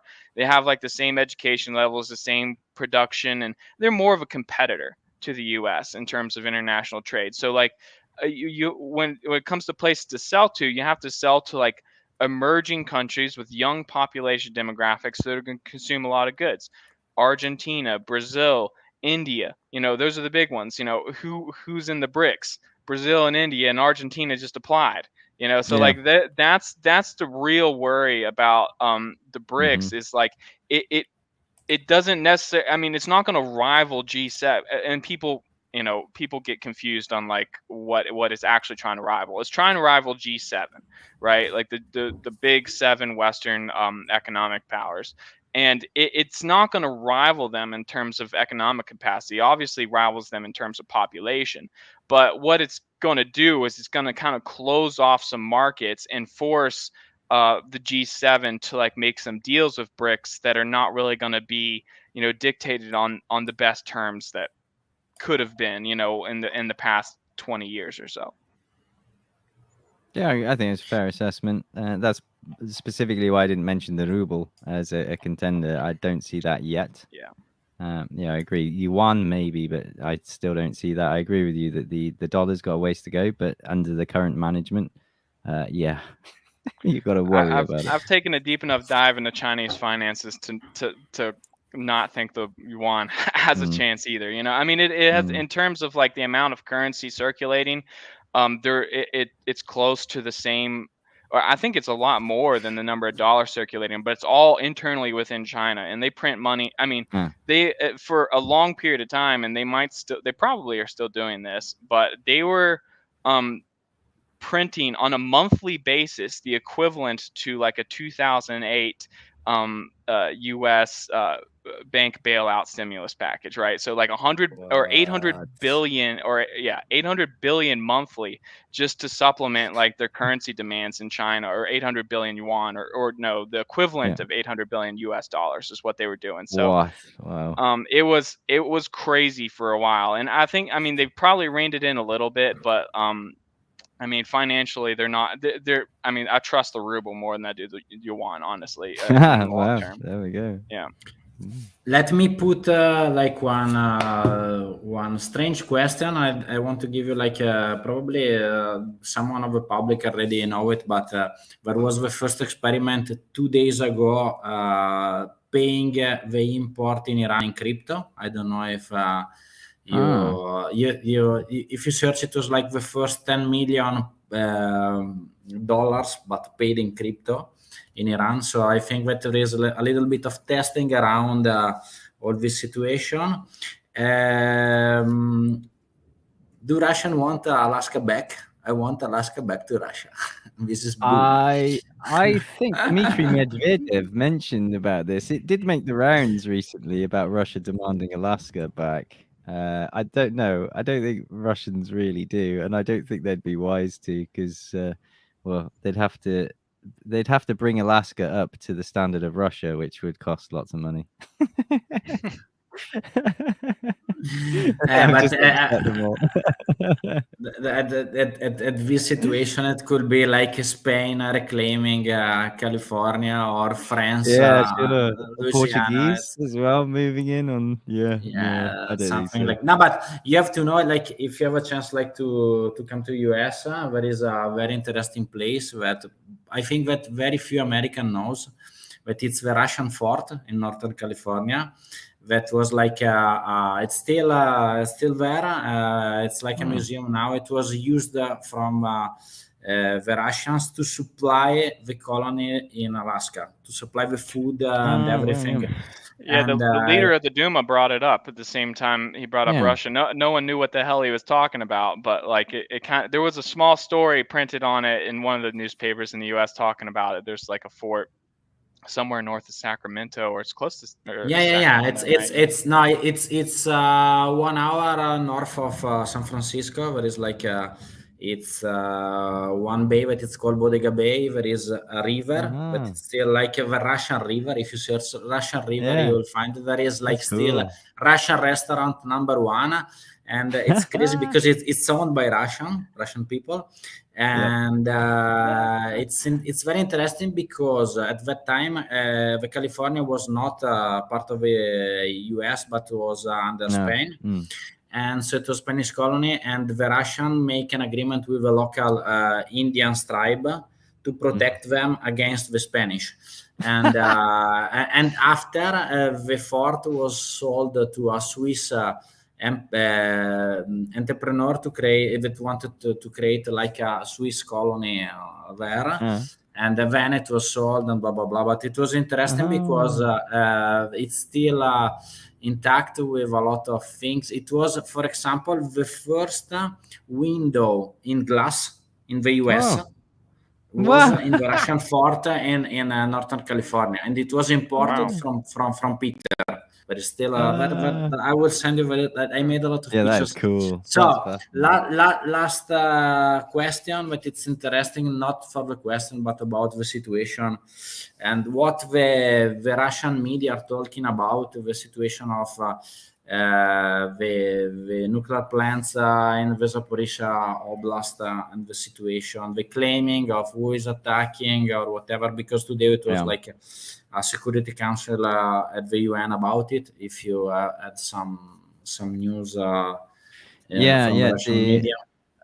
Vasily Nebensky made his statement yesterday, which I featured in a video today about it, and he very markedly pointed out about how if something bad happens to that power plant, it will be the responsibility of not just Ukraine, but their Western patrons. He was absolutely clear on that, echoed by Polyansky and Dmitry Medvedev today. Medvedev made a very cryptic statement about how accidents can also happen in European power plants. I saw it in the channel. Also, Krista Grozev of Bellingcat said, but it was interesting about the comment. If you search Krista Grozev, that some commenters said, but it's very let's say impossible that some European country have like some nuclear plants made by Russians, because the cryptic thing was that the same technology could be, let's say, exploited by the Russian, but actually there is one state with Russian nuclear plants, that is Finland. But the actual question is, the actual question to answer it though, do I see Russia declaring war over it? Well, Yes. I need to preface my response with the fact that when my father asked me in January before the military operation whether Russia would go into Ukraine, I said, no, I don't think so. I don't think Putin would throw away his diplomatic leverage by actually moving in. So I have been wrong before, and I'll no doubt be wrong again in the future. Hopefully not wrong on this point where, no, I don't believe Russia will take the bait. We've seen Russia be goaded, be prodded, be poked on so many ways in so many areas, and they haven't risen to the bait. I've no doubt that they will snap back in some way, a bit like the Chinese. People are laughing at the Chinese, saying, oh, we were so afraid of them, but obviously they don't do anything. No, they are doing things. You will find out, sure enough, the effects of what they do. This is the difference. They aren't that easily baited into these very rookie and amateur antics. So Russia, no. Over Zaporozhye, no. Russia is highlighting the hypocrisy of the West, the very same media that said, this is 6 Chernobyls, this is the end of Europe if Russia shells the power plant back in 4th of March in the BBC. They're silent today, or they're saying Russia is shelling it again. But they know it doesn't make any sense because they themselves argued that Russia was controlling it and firing from it so that Ukraine couldn't fire back. So clearly Ukraine the headlines are essentially saying the Russians are shooting at themselves. Yeah. And then once you open up the articles and dig into them, they admit that, oh, Russia has, artillery, whatever, on the plan. Ukraine's trying to destroy it. And it's like, you're supposed to read that and say, oh, that's smart. I literally read an article from The Guardian, exactly what you just said, and it didn't say who was shelling. It said as shelling continues.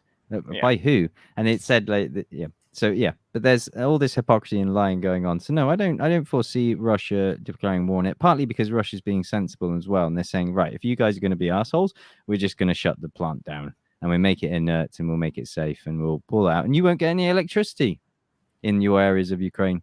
We'll just transfer loads among our territories. We're fine.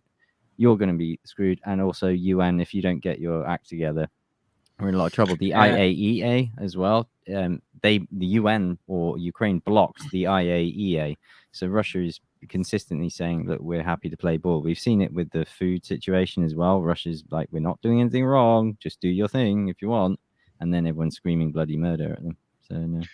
To add to that, I'm not really sure, and everyone keeps waiting for this moment where Russia is going to, officially declare war, and it could be around the corner. And I'm probably guilty of reporting on it a little bit too. And there's like continuously like this big anticipation for a restart of a massive Russian offensive to take, just end it, which I'm guilty of reporting on as well. And I'm not so sure about any of that. I think that Russia, it seems like with the way that they're, acting and carrying out the war, that they're perfectly content at the speed they're going.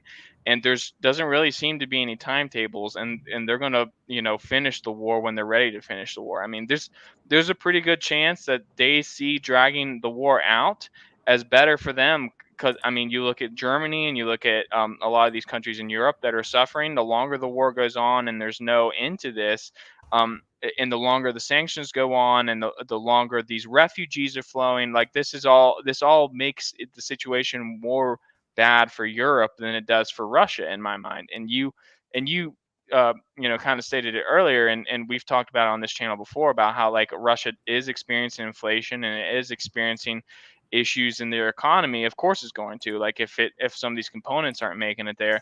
But the reality is like, since the collapse of the Soviet Union, they've gone through like 4 like almost like Great Depression scale recessions, like where they had 10% retractions in their economy, and massive effects that would have caused some serious social unrest in any other country in the world.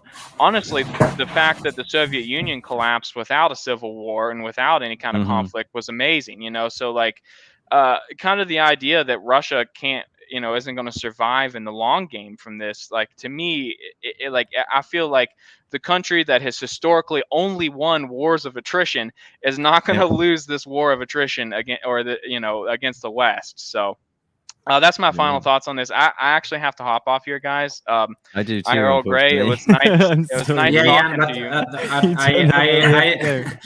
you. Ian, likewise. We will do the last 10 minutes, I think. Jan, so I will replace you with Web Union. Yeah, okay. It'll be a pleasure. Web Union, it was nice to meet you briefly. Yeah, we do. Hello, goodbye. Hello. No, hop on. Right, thank you guys. So the last two questions, and then if Web Union want to make any question to iEarlGrey, or okay, let me see. I had one technical question that was about the S14, but I didn't post your comment before about the shipment of grain and sunflower oil from Ukraine is going to Europe and not to Africa. I think I saw your video on that. Yeah, that was reported yesterday, I think, where Russia has looked at the ship destinations and the ports that they've called at, and it's mainly sunflower oil and corn, not wheat, that's leaving Ukraine, and it's going to England and Western countries, not Africa, which are the very people that they claimed it was all for. So real hypocrisy from the West once again. I thought that was very interesting because, for example, I live in Denmark. And here, because of the war, the farmers decided to make a lot of rapeseed oil. So now we have an excess of oil if they're going to be shipping the sunflower oil. So it's going to bring the prices down. And we don't actually need it, especially not here in Denmark, because it's a very farmer agricultural economy. So honestly, I just feel bad for the people who actually need it but aren't getting any. But then again, as we understand, it was a bit overstated how much impact the food would have. I think it was it like 1% or something of world trade. It seemed like the UN or the Western countries were overstating exactly how much was in there and how much impact it would have to fit their narrative. So it seemed, and the evidence that you're saying seems to support that as well, but anecdotal, isn't it, at this point? But I also think that Russia actually occupies a large chunk of the grain areas, which also allows them, since the beginning of the war, they have been exporting from Mariupol since they took that. So countries like Lebanon have been buying from that instead, and Syria as well. So yeah, Egypt is another big one that imported wheat. Oh, I thought they declined it. They did decline a shipment. Yeah, they did, but they're doing business with Russia, so they declined Ukrainian. You shouldn't laugh, but you do. I don't know. I don't know the exact specifics of why. Apparently, they were waiting a long time, and it was to do with a contract and something or other, and then they refused it. But yeah, that was quite amusing. So let me put the last two questions, and so we can go to the closing. So my only question is about the S-400 and the Russian air defense's efficiency after the attacks of Sakir base in Crimea and Gomel airport in Belarus. Well, we've kind of covered that, and I will say that it's becoming quite apparent to the West's dismay about how efficient the Russian air defense system really is, and it's resulted in great sales of the S-100 systems. The S-400 has seemed to do remarkably well. I believe Ukraine used to have S-300s until Russia S-300, yes. But they're good systems. You can't really say that the Saki Air Base is really an example of them not working when the evidence never suggested that. Well, the evidence that we, the public, have seen and we have gathered from open sources, none of them suggest that a missile was inbound and failed to be intercepted. And Gomel Airport, those are even more strange circumstances whereby it wasn't even an airport that had anything of value in it, seemingly, that we know of as the public. And I've certainly not in the case of Gomel Airport in Belarus, I never heard a suggestion that that was a missile strike of any nature. So I wouldn't use that as examples personally of saying that the Russian air defense is subpar. It's the opposite. The evidence I've seen is that it's world leading, and the United States is pretty worried about that. I would also like to add to that I saw a point made earlier today. Someone actually mentioned the fact that yes, the S400 systems are really great, but they have a limited number of them. So, for example, the Antonovsky Bridge, they didn't have the S400 system there defending it, which is why we saw how they were striking it. But if you look at the other areas where the S400 has been, I don't think I've seen a single wreckage of an S400 system, which shows that nothing has been able to certainly not a Russian one. I'm not sure how many S400s got into other people's hands. I believe they have been starting to roll out and sell and export the S500 system, which has even more capability. I know only that like the only importer from the Western countries was Turkey. So there was a huge problem because the US denied Turkey to buy the F-35 because they were buying S-400. But Turkey, every time it's like with one foot into shoes. It was like Turkish Airlines. So, but I think that the best winner of this situation for sure is Turkey, because they are making the deals. They secured the F-35s, and after that they've now turned around and said, actually, Sweden, you aren't fulfilling our conditions, and Finland, you aren't fulfilling because our they got the agreement. So we got the F-35s, and now we're still saying, give us more of the good stuff. That's one thing I would like to give my compliments to. Two politicians, Gamal Abdel Nasser in Egypt and Erdogan in Turkey. They have both been really good at playing both sides, because they know that their importance is so significant to both sides. They can do whatever they want, and both of them want to appease them. For example, Turkey, the Black Sea is closed off by Turkey. If it's on Russia's side, they can access the Mediterranean. And if it's on the west side, they can't. They are literally locked into the Black Sea. And the same with Egypt. If Egypt is on Russia's side, they can go out to open ocean. If it's on the west side, then they have to rely on Gibraltar. Yeah, it's very interesting that now, and I think that Turkey and Egypt will be very important in the next phase, because now I think that there will be a huge reorganization also about gas and oil industry, and there is a huge oil field unused around Cyprus. Magically, we were talking back about the war for the control of Cyprus of Greece and Turkey, but at every war it's not about, let's say, that some peaceful and to save the people. You will see, but this is my prediction. That Nagorno-Karabakh, it's very interesting for also other things, not only about the Armenian and Azeri people, because all that part, it's not yet, let's say, analyzed properly, but everywhere it's like, let's say, some sense there is such kind of oil in the ground, but a little bit, and so I think that Egypt is doing like a big work about this thing.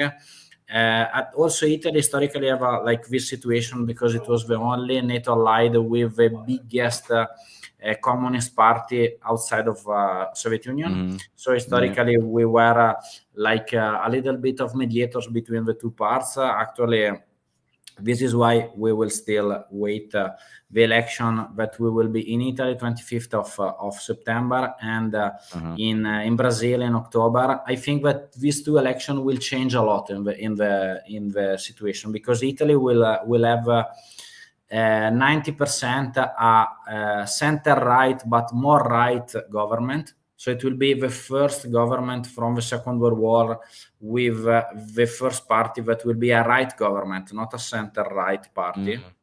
So, and Brazil will move probably to the left.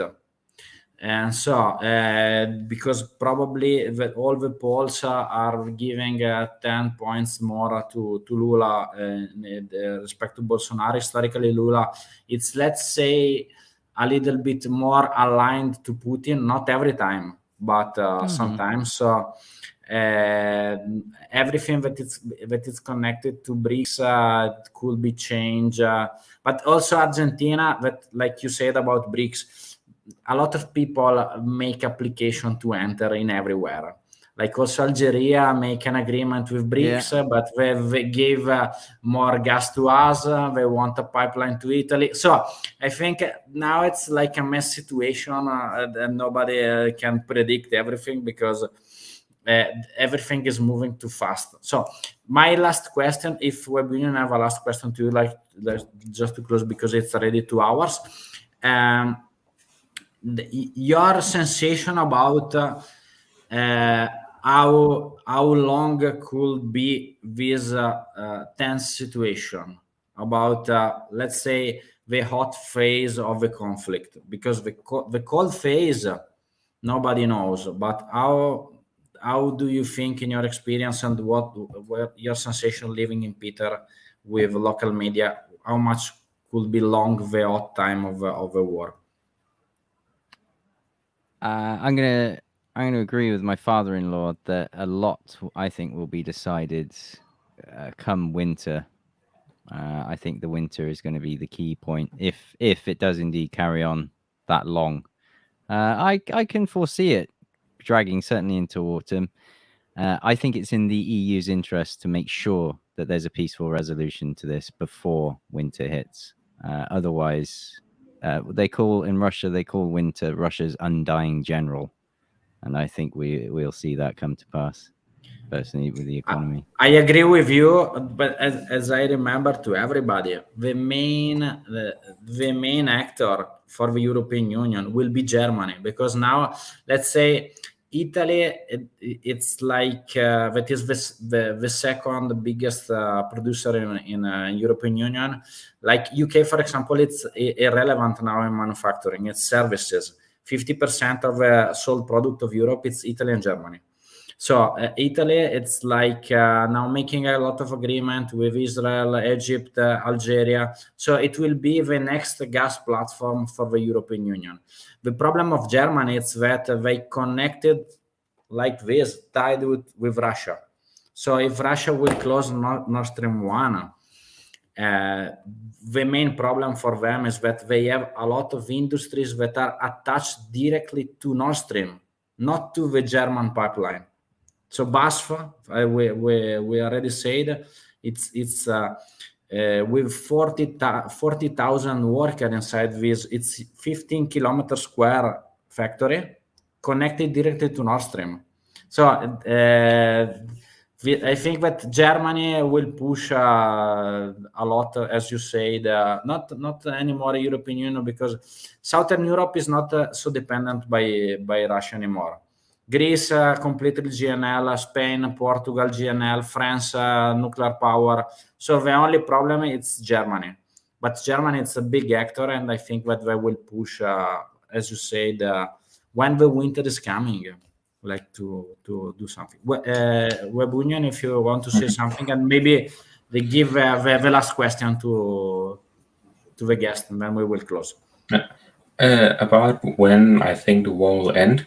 I uploaded an analysis on the front line just before I hopped on here, and earlier today as well, where I basically see it as Russia's currently doing their final offensive of the summer, where they're actually fighting on every front line, and I think their objective is to secure the borders of the areas that they're already occupying, like Kherson, Zaporizhia, and the Donbass. And I think the stated aim is the LPR, isn't it? Mm-hmm. I think the goal here is to get the Donbass before the end of September, and if they achieve that, they will push for peace with Ukraine. And I think, as you mentioned, Germany especially will support that and will pressure Ukraine to accept that peace, where Russia gets Zaporizhia, Kherson, and the Donbass, both LPR and DPR, while Ukraine just has to deal with that. I can add to that. In that scenario, if we accept that is true and will come to pass, I suspect that in that reopening, let's say, because we've had Erdogan offer more talks between Putin and Zelensky, so that has been put forward back on the table again. We shall see. But let's say you're proposed scenario comes to pass, what I expect is the threat will be they'll take LPR, DPR. The threat will be if we don't have peace now, we'll take Odessa. We'll take. I'm not sure about Kharkiv in the north. That was one of the areas I suspected that they will eventually take. And there's been a lot of activity reported recently there. We know that they're rearming, resupplying, re-equipping for another push, and it will come somewhere. There was talk of Kherson. Maybe it would come in that direction down in the south, and maybe something in the north. It might be a two-front thing. But yeah, it's quite amusing because Ian, just before you, he started talking about things that Russia has achieved or done or is working towards. And these are all things that Putin has said, such as they're not working towards a deadline, they'll take it in their time, and they are achieving all the aims that they have said pretty much from the beginning. Thanks for that map. Yeah, you've got Kharkiv up towards that northern part of the eastern side. This was the map that was like shared by the Crimean, let's say, propaganda website just before the war. So the original project was this one, was not Donbass and Crimea. So the main thing, but in that map, Kharkiv is inside, if you see in the top. Yeah, so the flag we're using Novorossiya, whatever. But the main problem is Odessa and connection to Transnistria, and also the southern part of Bessarabia. So the main thing is that finally it will be not safe for Russia also to achieve this thing, because they will cut off Ukraine, and there will be a lot of problem with internal terrorism for sure for years. Plus the problem is that they will have border with Romania, and in Constanza you have a NATO base. So I think you didn't want NATO on the border, and you added Finland, Sweden, and Romania. I don't think it's a great deal. So probably your thing, your opinion, it's right. Let's see what will happen about the winter, because I think everybody is agreeing that the winter will change. Thing, also because, as we will say in the next streams, probably the real effect of the sanction will be achieved in the internal economy of Russia at the end of autumn, at the beginning of winter. So if the Russian internal population didn't achieve a result to sell into internal politics, and they will have also economical troubles, I think it will be unstable to manage internally. So finally, thank you all for your participation. Today we had a lot of viewers on the live. So if you have any other question for iEarlGrey, Web Union, and Jan, New World Econ, just send to us in the comments of the video. We will have new streams in the next days. I will update you. So thank you all. For the two speakers, stay 1 second, and see you in the next streams. Ciao, ciao, bye, bye. Bye, bye.